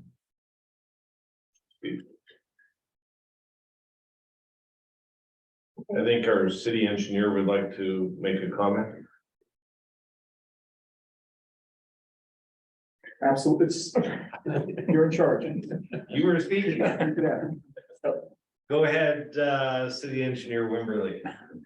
I would point out that the discussion of what streets to use for pavement improvement projects this year started with, of course, the pavement evaluation report that was done in May of 2022.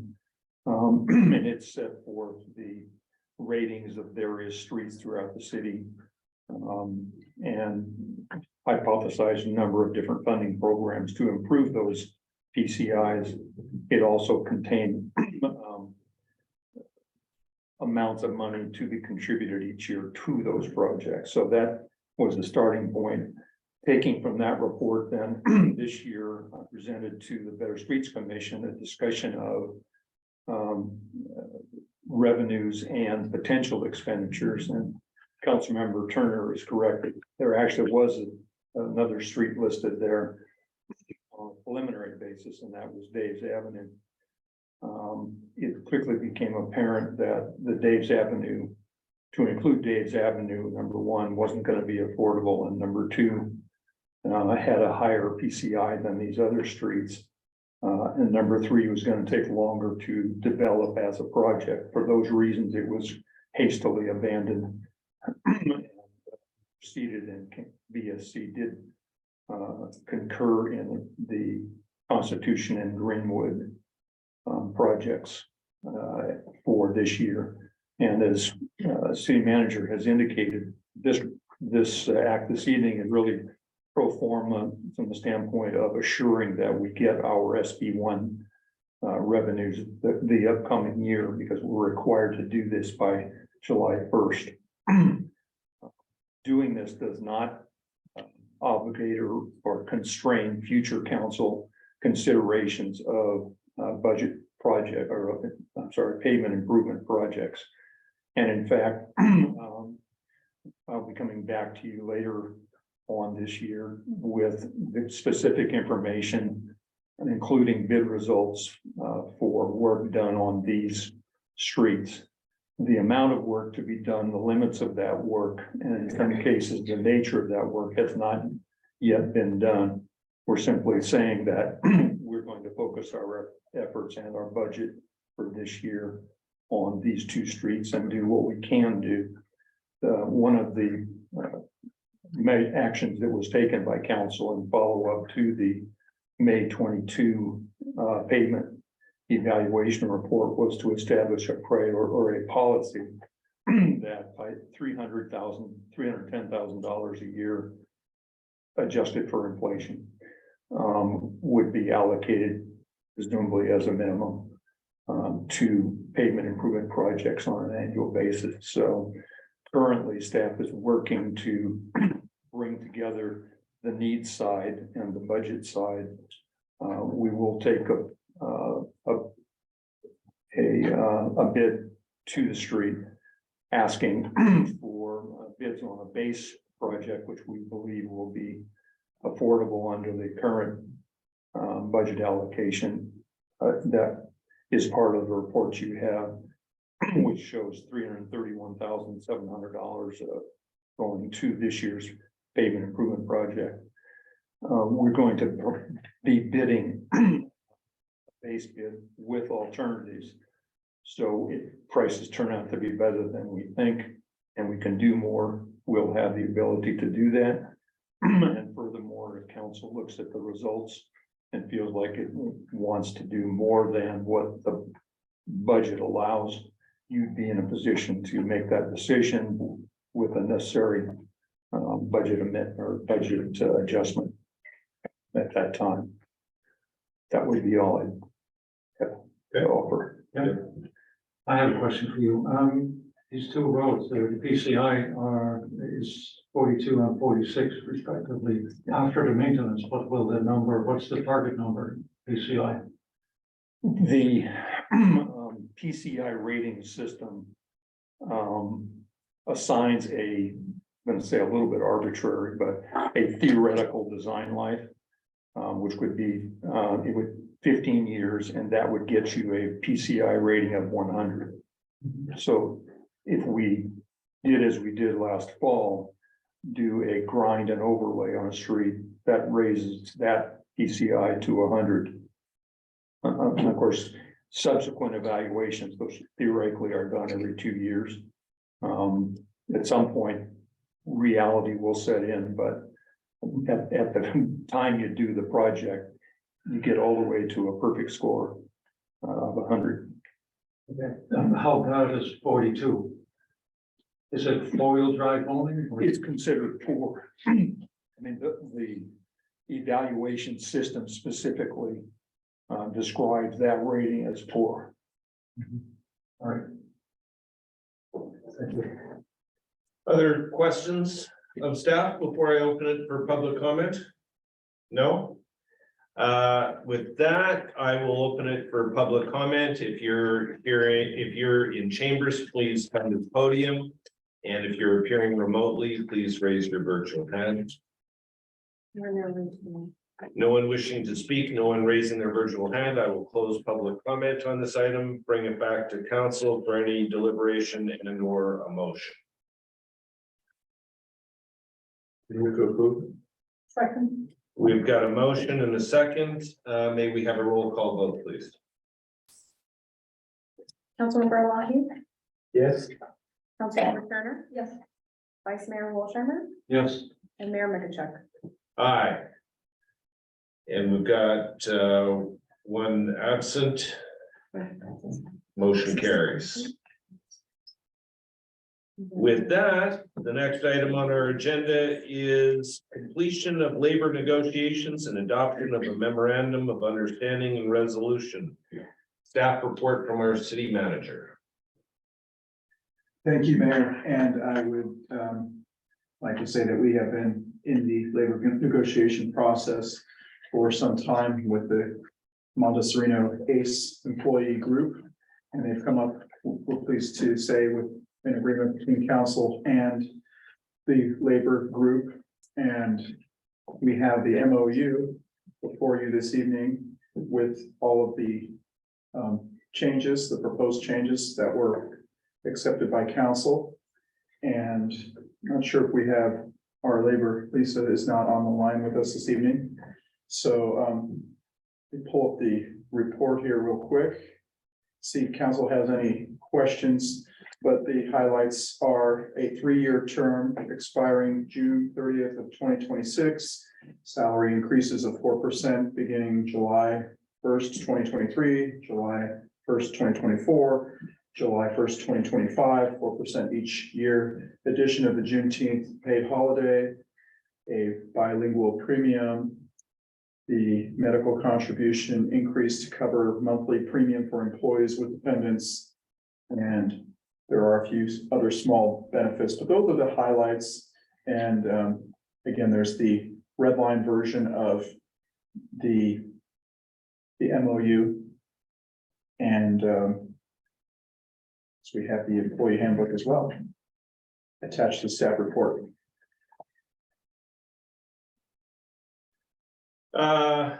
Any questions of council?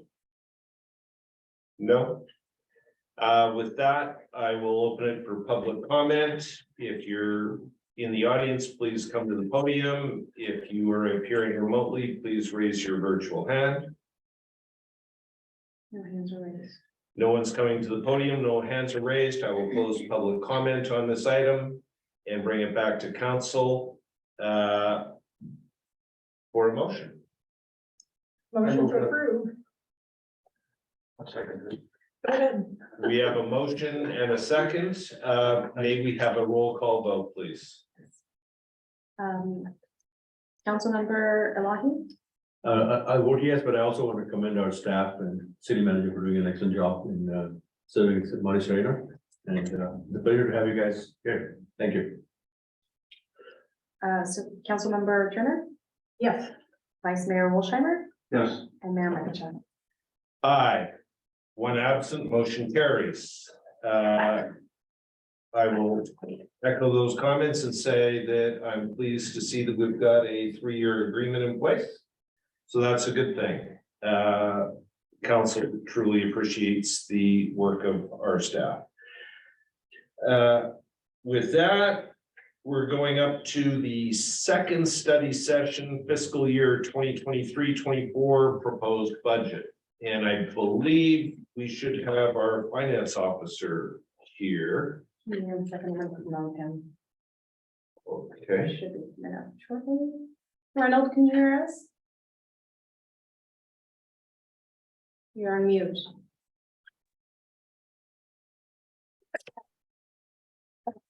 Hello, can everyone hear me? Thank you. Yes, we can. We can hear you. Go ahead, please. Okay. Loisy, if you can allow me to share my screen. Yes, you can actually. Go right ahead. Let's see, share screen.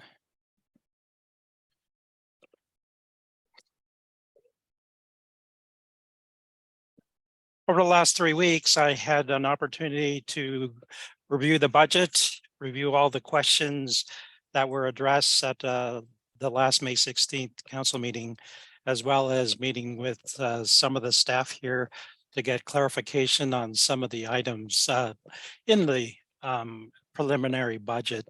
So here, can everyone see my screen? We can see your screen perfectly. Thank you. Okay, so I just wanted to summarize basically the flow of funds that comes into the city.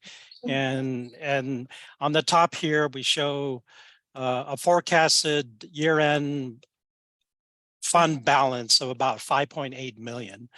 And so in the next fiscal year, we're expecting to get 5.5 million of revenues. So as you can see there, using the 80-20 rule, 85% or close to 80% of our revenues comes from property tax, license and permits, federal relief funds. Well, there's none next year, but it's the other grants that we get. And then of course, franchise tax. And this often changes every year, namely the other category changes. And then on the expense side, there I go again. On the expense side, if I can move this down slowly.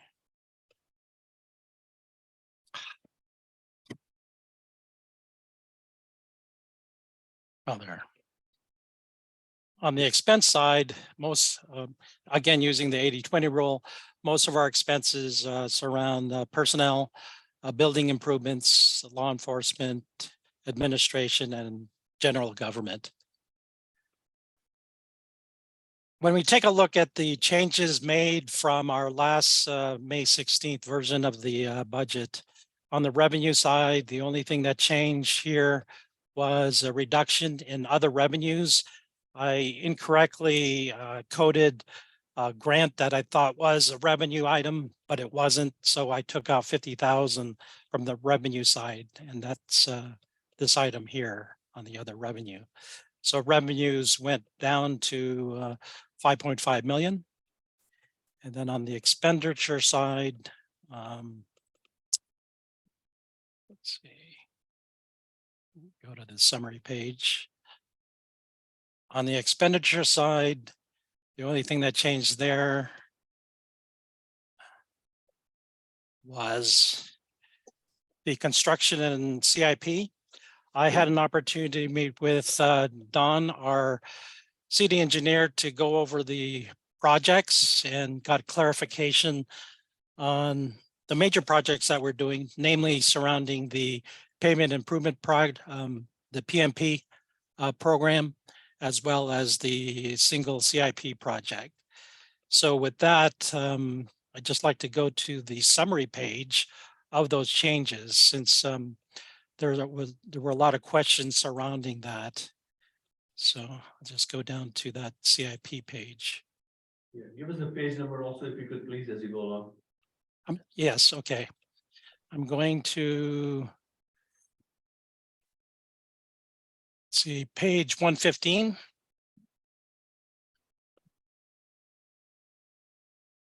I don't have that number. We have like page 6 or 14 or whatever. It's Okay. it's 115 in the packet. Should I make this smaller? So anyway, from the original version of this report, we identified these 3 projects. So the Greenwood Road and the Constitution Avenue projects. Those account for the PMP program for next year. I think last time I reported, I said that we eliminated the PMP and decided to do the CIP projects. Well, city engineer clarified that for me and said, these 2 projects, as was earlier mentioned in the meeting today, the Greenwood project and the Constitution Avenue projects, those are related to the PMP program, totaling 331,700 in terms of project costs. These are the source revenues for those particular projects listed here. You were mentioning the SB1.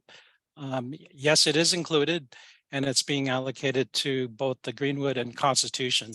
I got those figures from some documents that the city engineer had when the various source funders identified how much they will be allocating to the city for those respective programs. So in this case, SB1, I believe, is slated for 80,000 next year. And so accordingly, I allocated that between Greenwood and Constitution. Then we have this third project. It's a CIP project, Dave's Avenue Safety Improvement Project. And in that regards, we have revenues that are slated for those particular projects here.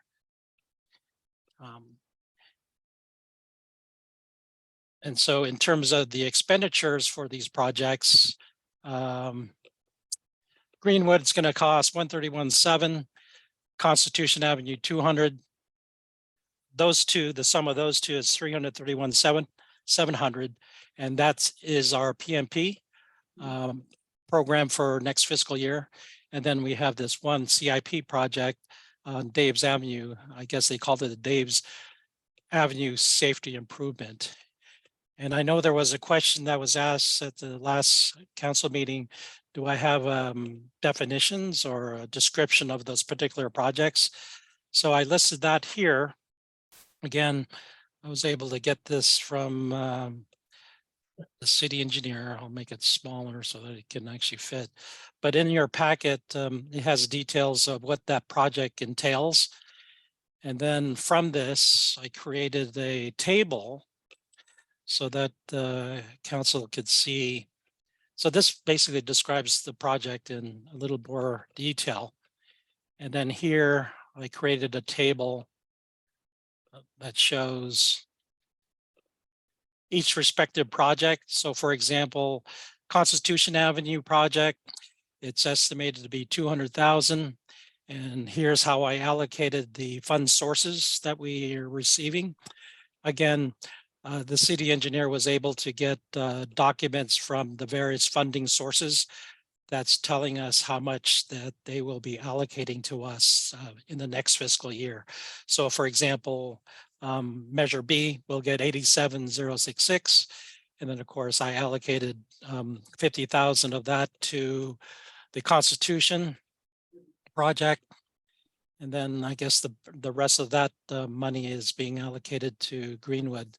So the way this table works, again, here's the total costs. If you can see that, here is a list of funding sources and how it's being allocated, resulting in this case, short being a 24,000, 25,000, which would be drawn from our general fund. The Greenwood Road project, 131,700. Again, here's a listing of all the funding sources that'll pay for that.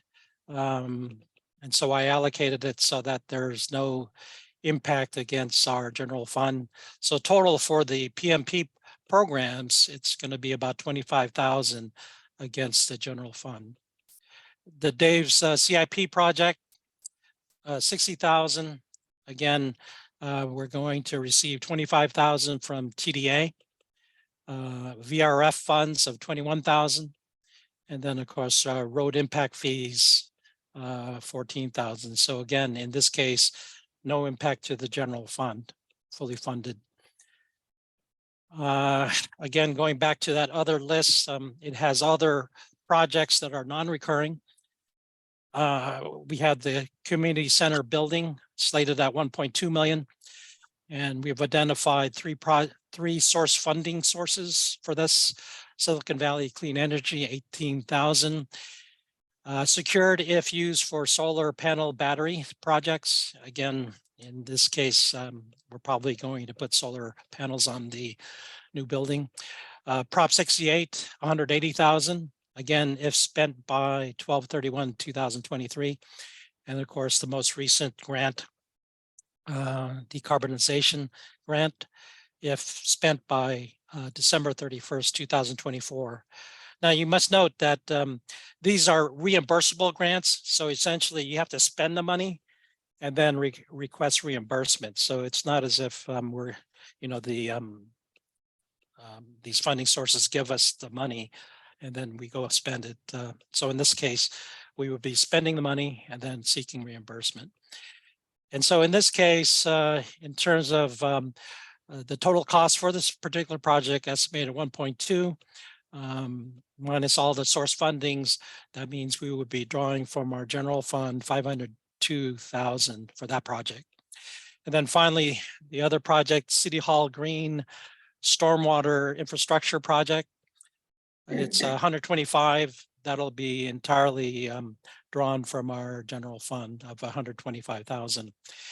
I know Rowena, Councilmember Rowena asked, how much did we spend on the community center building to date? I didn't have that answer then, but according to my numbers here, it's 88,000, Councilmember Rowena. And that's from inception.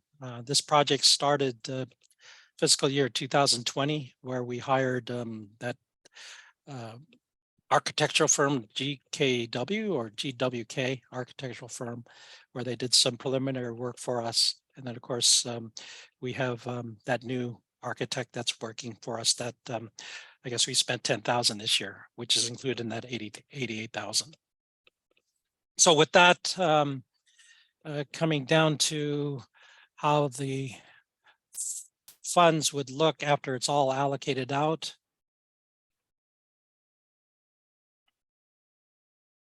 So again, going back to that beginning balance of how our funds would look at the end of the year, we'll be basically drawing approximately 529, call it 530,000 from total funds. And again, that's broken up in different categories of funding sources. As you can see here, the general fund, the gas tax fund, storm drain fund. So at the end of the day, we go from, what did I say at the beginning? we go from a total of 5.8 million. We draw down 528,000 as a draw from our reserves, leaving us with an ending balance of 5.3. So that's really the essence of my presentation. Any questions? I have a question or three questions. Go ahead. Mr. Samaranis, can I verify when you started this out, that on page 7, the miscellaneous revenues dropped from 50,000 last month to 0? Is that what you just said? Yes. So it says, but then it says, go see the notes, and there are no notes.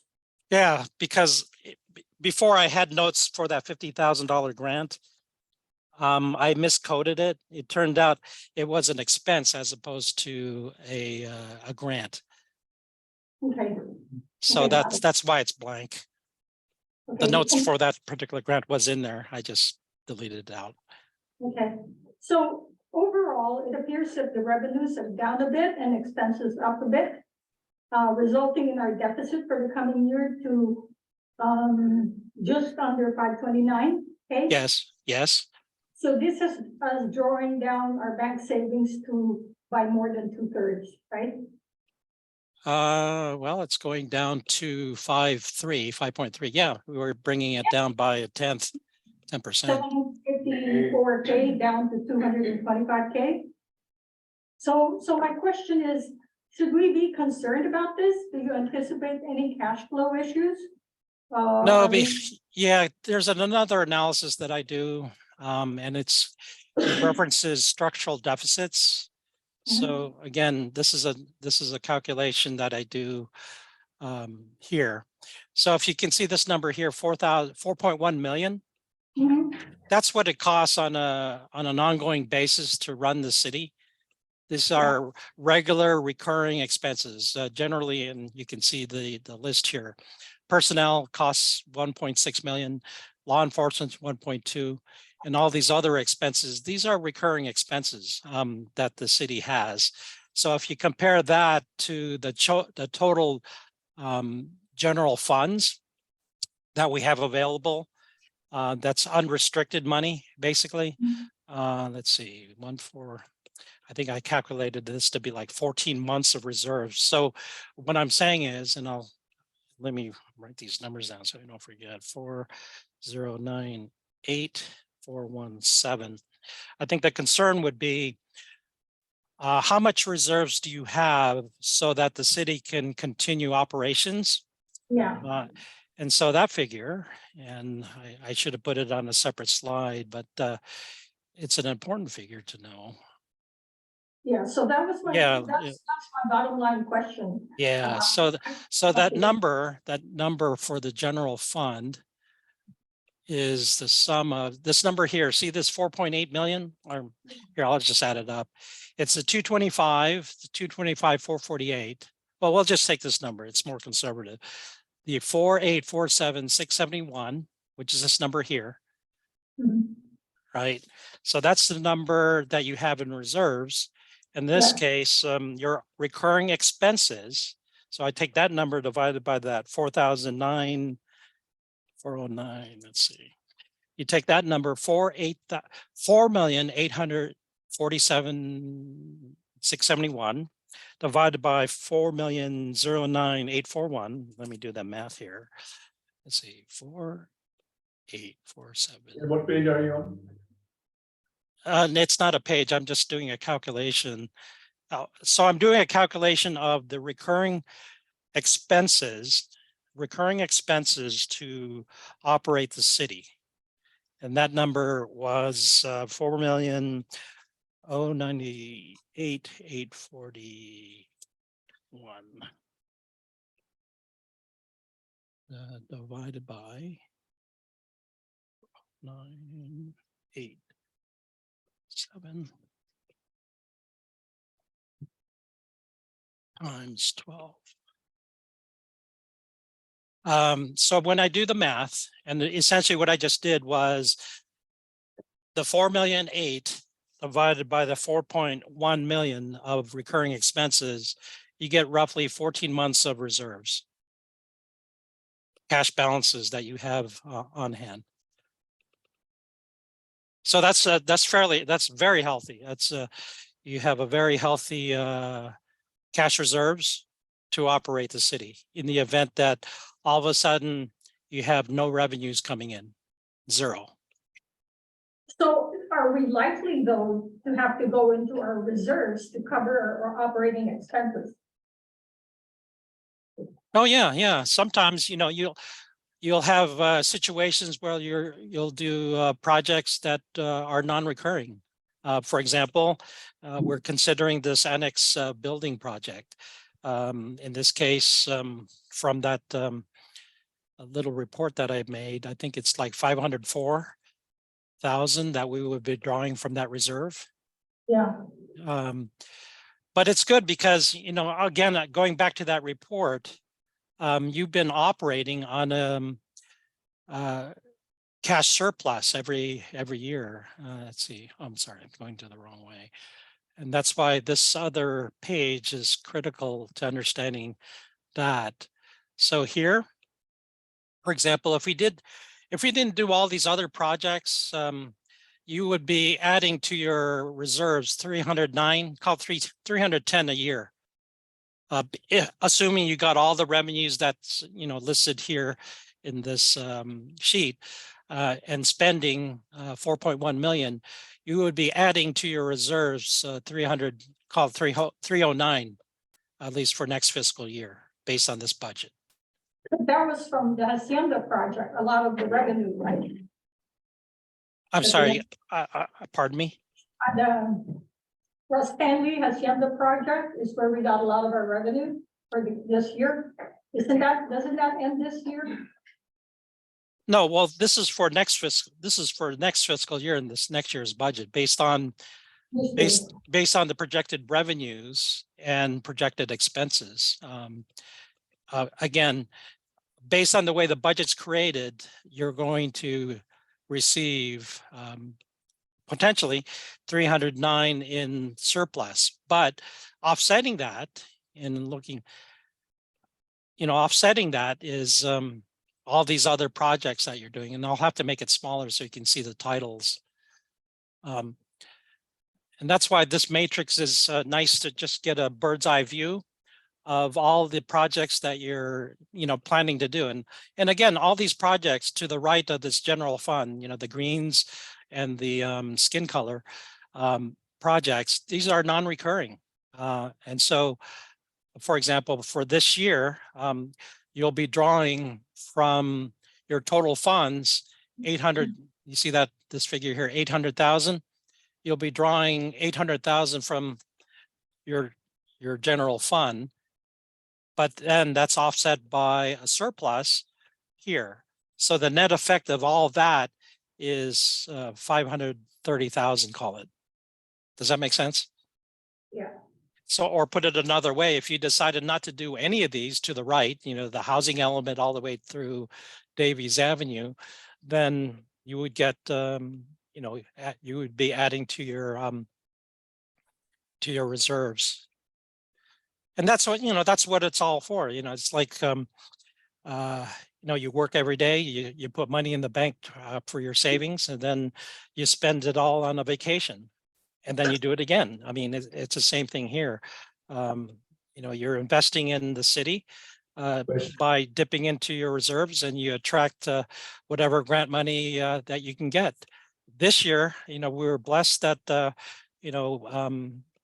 Mayor Mikachek was able to get that $500,000 grant that virtually pays for almost half of that project. And then, of course, we have other funding sources to help offset the costs. But after you get all those grant monies, this is the end result of what the shortfall is in where you have to dip into your savings, or in this case, your reserves. Councilmember Elahi has a question for you. I wonder if you can project over next year, what is the lowest amount of money we'll have in the bank, adding up all the reserves based on your budget? The lowest amount of money? Well, that's simply this. Let me go to this page here. At what point in the next year's budget would we hit the lowest amount? Assuming we spend all the money you projected as it goes along. Are you going to give us a number? Yeah, it's $2 million or $4 million or? about 5.3 million.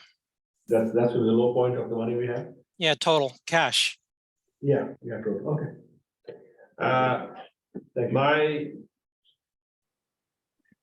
My question is, how hard or how soft is your revenue number on the property tax side? I know that every year we tend to do better than what we put into our budget in terms of our revenue from property tax. Yeah, there's opportunities there. I mean, there's a report that the county assessor puts out, and it comes out in February, where they estimate what the actual taxes will be paid out to the cities in that fiscal year. So they don't really put out a report that says what they're going to do next year. So what I do is I take whatever that report says that we're going to receive this fiscal year, and then I look at the other reports that the assessor's office put out that shows the growth in the assessment rolls for the city.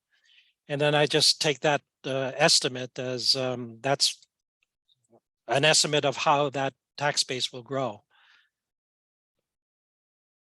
And so I hedge on that too by discounting that, just in case that, you know, the full amount doesn't come through, because I don't know all the extent of what the county assessor's office, what they do in terms of, you know, appeals and all these adjustments that they make.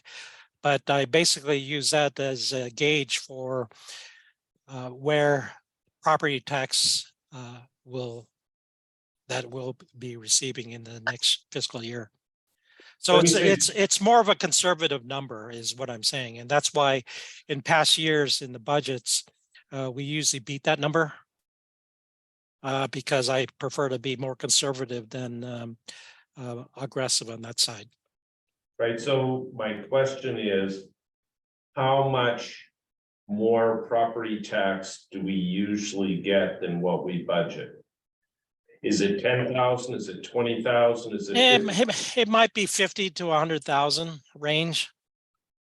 Okay, thank you. I mean, that would be the tolerance or the I understand. yeah.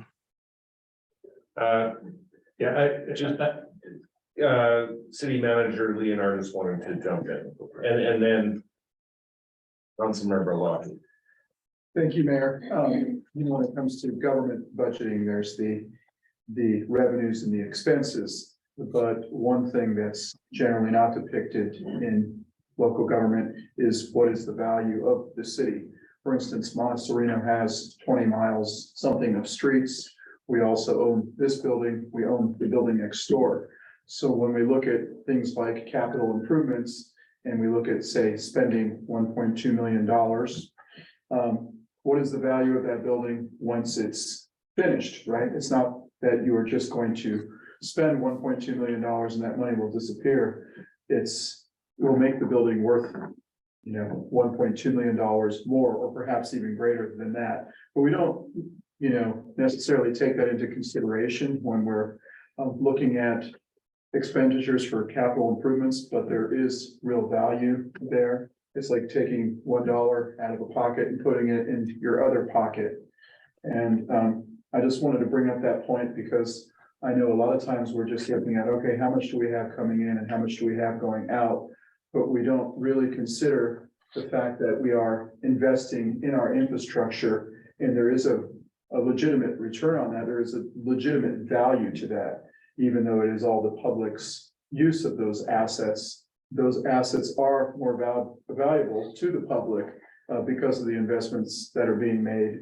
And probably those dollars, if you look at it in the real cost against inflation versus putting, you know, the money in the bank, even though now interest rates are going up a little bit, gets a better return on the public's money by fixing the infrastructure sooner rather than later, or investing in the buildings sooner rather than later, because those expenses tend to creep higher over time versus, say, the return you'll get sitting in your checking account or your reserve accounts, so to speak, on that money.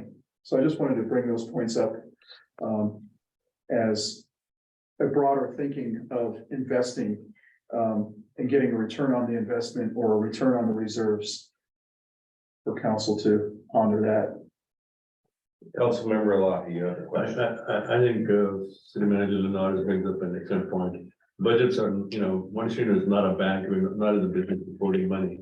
Our job is, and it goes to the entire budget, not just for capital improvement, that we budget based on, hey, what's good for staff, where do we spend our money to help the city up and makes it better. So that's really a great point you're making. I was just curious whether our controller was looking at Proposition 13, the property taxes automatically increase by 1% or maybe a little bit more than that every year, whether you're at least taking that factor. And then we have and it actually increased more than that because as property transfers, the assessment goes up to current market value.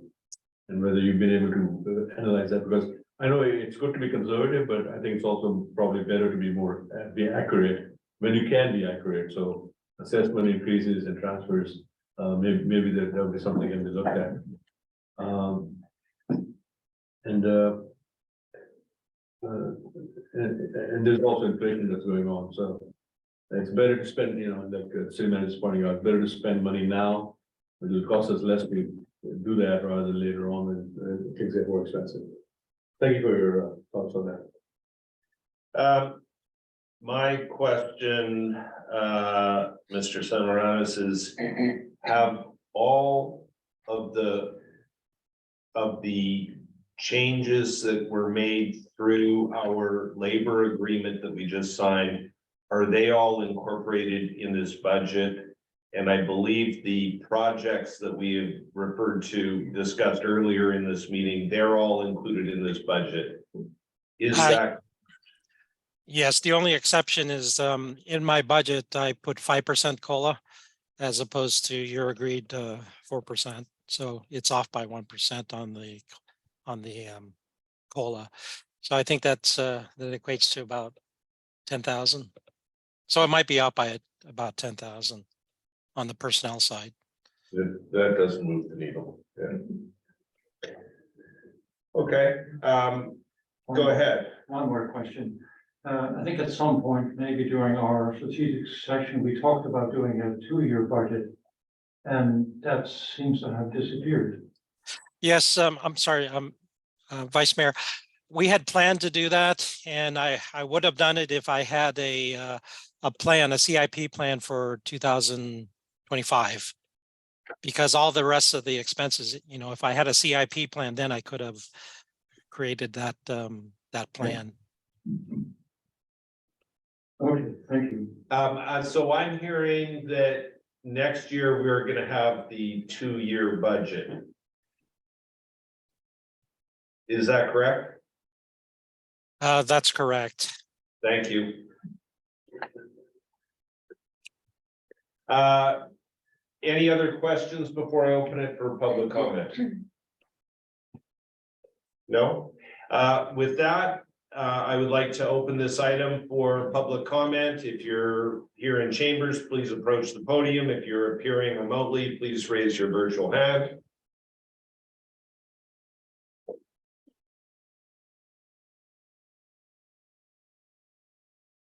Reynolds, can you stop sharing your screen for this moment? Yeah, see my list. Oh, yeah, no hands are raised. I will close public comment on this item and bring it back to council. City manager, or sorry, Finance Officer Samararis. We've given you some feedback, although limited on this. I guess, do you have any further questions? Are there any other items you want to share with us before you take this back for further work? I have no questions. Okay.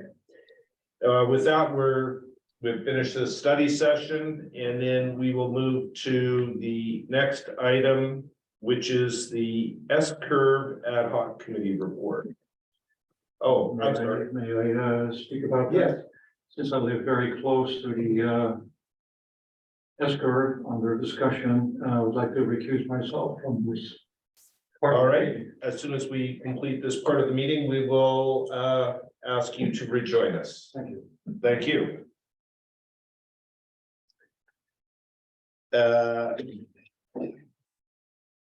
I would like to say that this item is moving quickly, and I'm super pleased that Councilmember Turner and I were able to spend a solid hour out there, I guess, wasn't it? And we saw quite a few, we saw lots of vehicles going through, and in fact, we even spoke with the Citizen of the Year from 2022 as she was walking through very bravely. I did up a report, if you could put that on the screen, please. And can you go to, oh, okay. So what I wanted to do is identify three different phases. The first one is the S-curve design phase. The second one is doing a prototype, and then the Dave's Ave complete street. I'll just walk through this. The S-curve design phase, this is just looking at solely the S-curve, and which is on Dave's Avenue between Oak Knoll and Via Vaquero. It's around 750 feet. It's 0.15 of a mile. There was a site view there to review alternatives. And then right now we're looking at getting a design that's a feasible alternative for the S-curve. Then we intend to get feedback on that design and then finalize the construction drawings. And that's what we've engaged Kimley Horn to do for us. And then in the prototyping phase, doing the restrike. Actually, you know what? Why don't we go to the next slide and we'll just drill down into each of these. There we go. You can see that the site visit has Kimley Horn there. These items essentially were all done during, what was the date? It was 2 weeks ago, week and a half ago. Go to the next one, please. This is being worked on right now as we speak. I believe that city engineer Wimberly has engaged a surveyor, and we're coming back with the survey. We also have traffic counts from Los Gatos Monte Sereno PD, and that data is going to go to Kimley Horn. And so this is being worked on as we speak. Go to the next slide, please.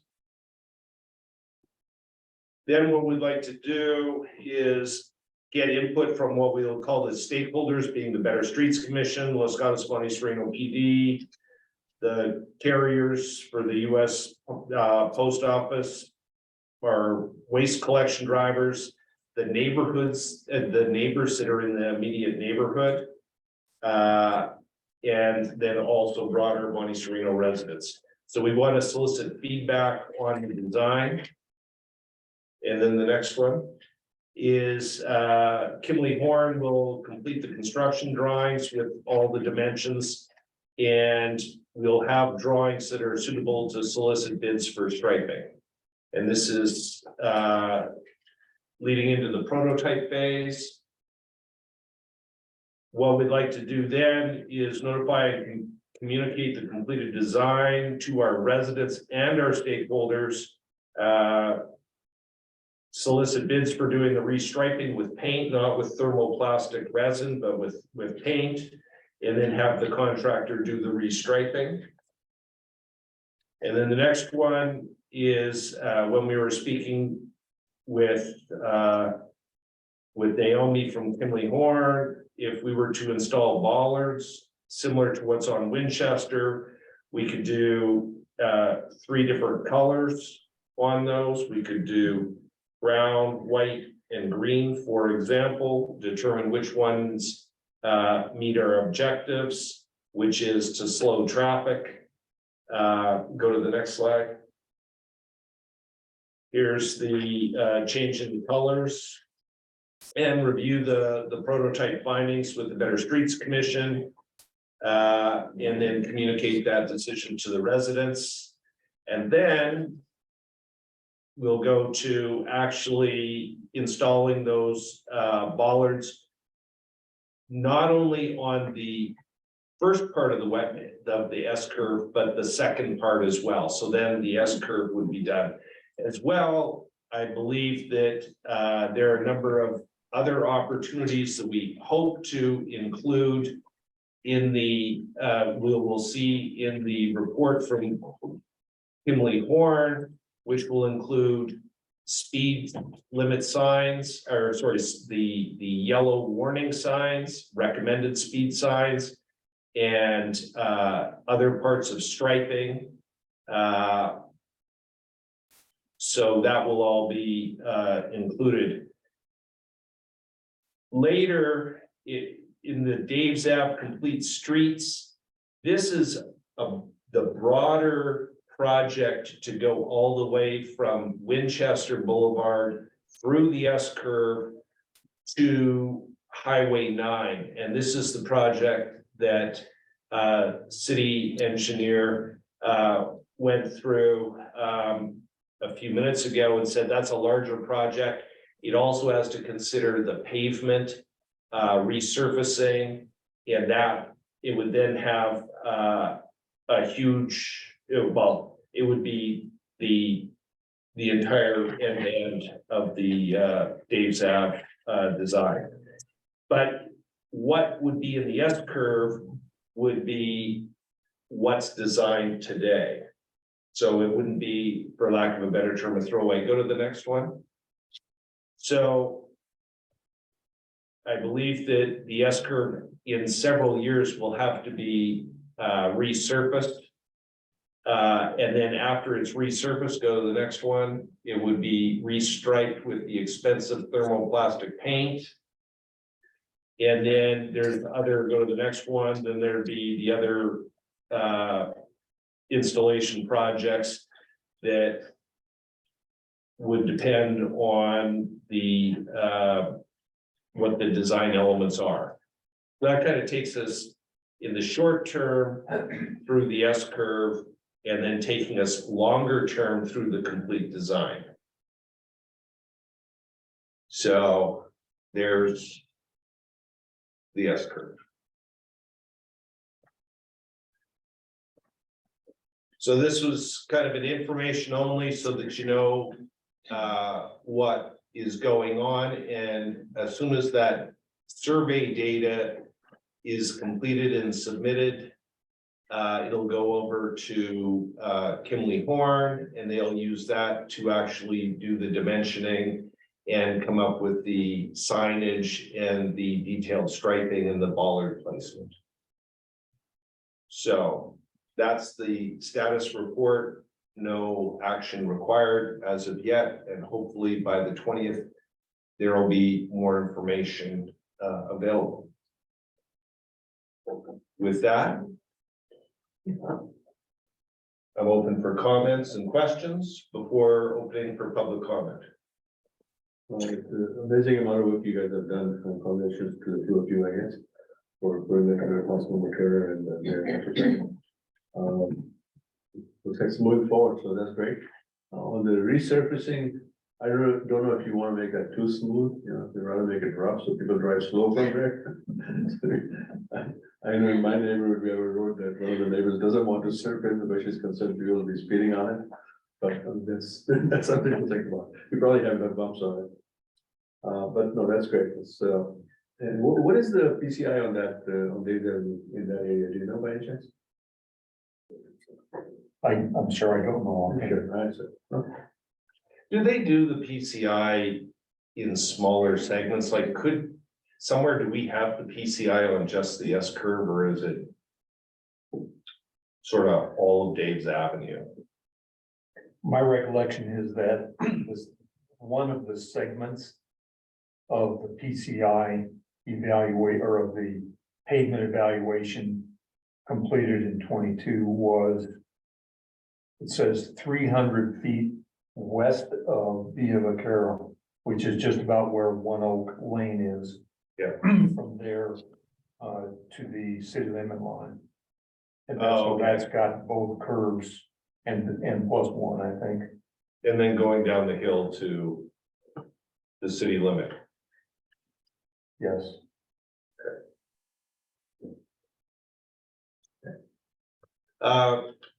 With that, I think we will open it for public comment. There's no one in chambers from the public. And if anyone appearing remotely would like to raise their virtual hand, please do so. No hands raised. We will close public comment on this item. It's information only. So we will move on to the next item, which is, I believe, consider adoption of a resolution declaring hazardous vegetation a public nuisance. And we're getting our vice mayor back. Thank you.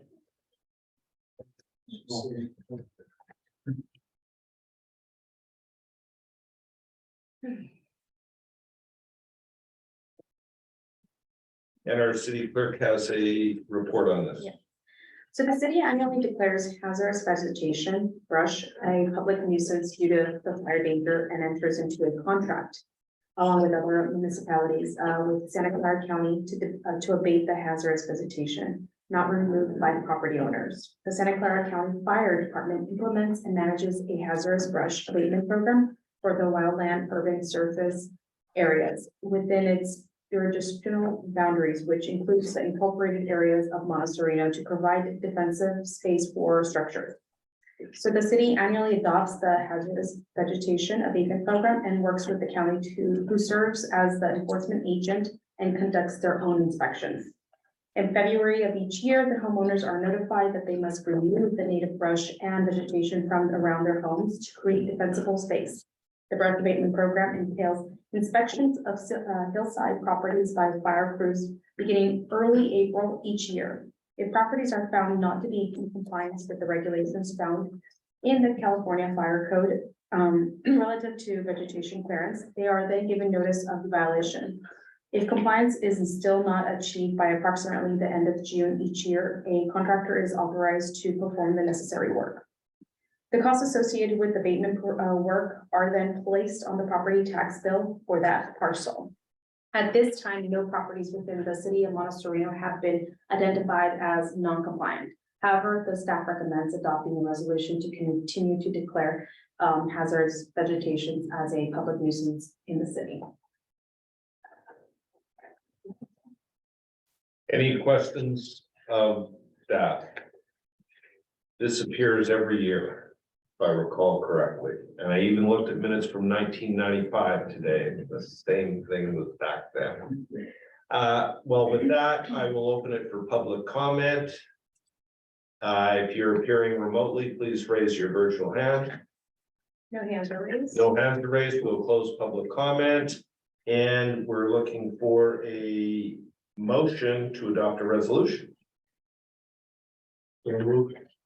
We've got a motion. Yes, I'll second. And we have a motion in a second. May we have a roll call vote, please? Yes, Councilmember Alahi, Yes. Councilmember Turner, Yes. Vice Mayor Wolsheimer, Yes. and Mayor McGill. Aye. We have one absent, motion carries. With that, it's several minutes before 10, and it is now time for committee and commission reports.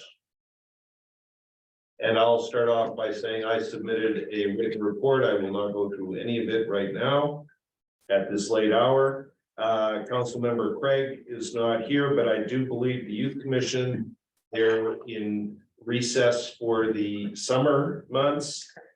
And Councilmember Alahi. Yeah, I attended the library commission as an alternate for council member Craig. It was a well-attended meeting. The Santa Clara County Library System is a great system. If we don't use it, we're losing out. One important thing that came out is the Narcan initiative.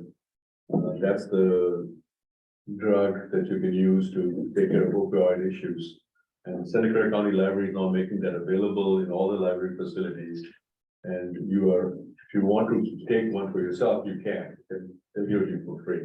And it might also be a good idea to see if we can get them to give us a presentation on that for opioid and Narcan prevention thing, because it's still a huge epidemic. So I wanted to bring it up to council and see if you can consider inviting them to do a presentation.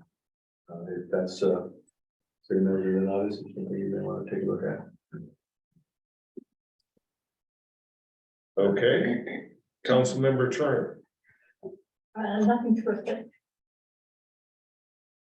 Vice Mayor Wolsheimer, There have been no meetings, and I have nothing to report. and everything that I have to report is on my written report. With that, we will go to council member comments. Do we have any comments?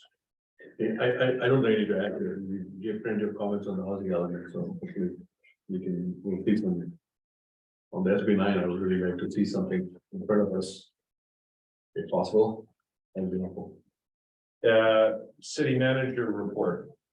Oh, thank you, Mayor. Just focusing on getting the announcement out for Citizen of the Year, which was mentioned earlier this evening. So we'll try to get that out by next week, so that can be, they can be selected in early August and announced at our annual picnic on August 27th. That's it. So we're soliciting recommendations for Monte Sereno Citizen of the Year. Citizen of the Year. We have a application form Okay, that we will be sending out the announcement. all right. Future agenda items, I think that we're gonna be pretty busy with our housing elements the next little while. And I commend staff for working diligently on that. And look forward to seeing it. Any other future agenda items? I would still like to see some discussion on safety with regards to trees. I mentioned that before. We seem to be in a lull right now, although today's weather was pretty bad, but I think there's a pretty big El Nino coming up this winter, so we need to be prepared. Yes, thank you, Vice Mayor. I have spoken with the city planner about revising the tree ordinance as well was brought forth during our strategic goals and as well as Mrs. Commissioner Zeiler's comments on that. And obviously the housing element is a big deal, trying to get that, the labor negotiations, also a big deal, getting the budget done, getting the attorney contract is a big deal. So we have a lot of big deal things, but that's definitely on our radar to accomplish, and the S curve has was put in front of that as well. But we're working on it. We definitely have that on our radar, and we have not forgotten that request, so. If we haven't got to it yet, we will get to it. Okay, thank you. Before we adjourn, I would like to thank our city attorney, Ms. Belzano, for working so diligently with us the past 6 months. And Burke, Williams, and Sorensen are completing their term as our city attorney firm on, I believe it's June the 10th. So before we adjourn, thank you very much. Appreciate it. Yeah, I want to thank you also. Thank you for your help and for being right on top of things. And you had to step into it, so that was it's never easy for a lawyer to do that, but thank you so much. All right. With that, I will adjourn the city council meeting of June the 6th at 10 p.m.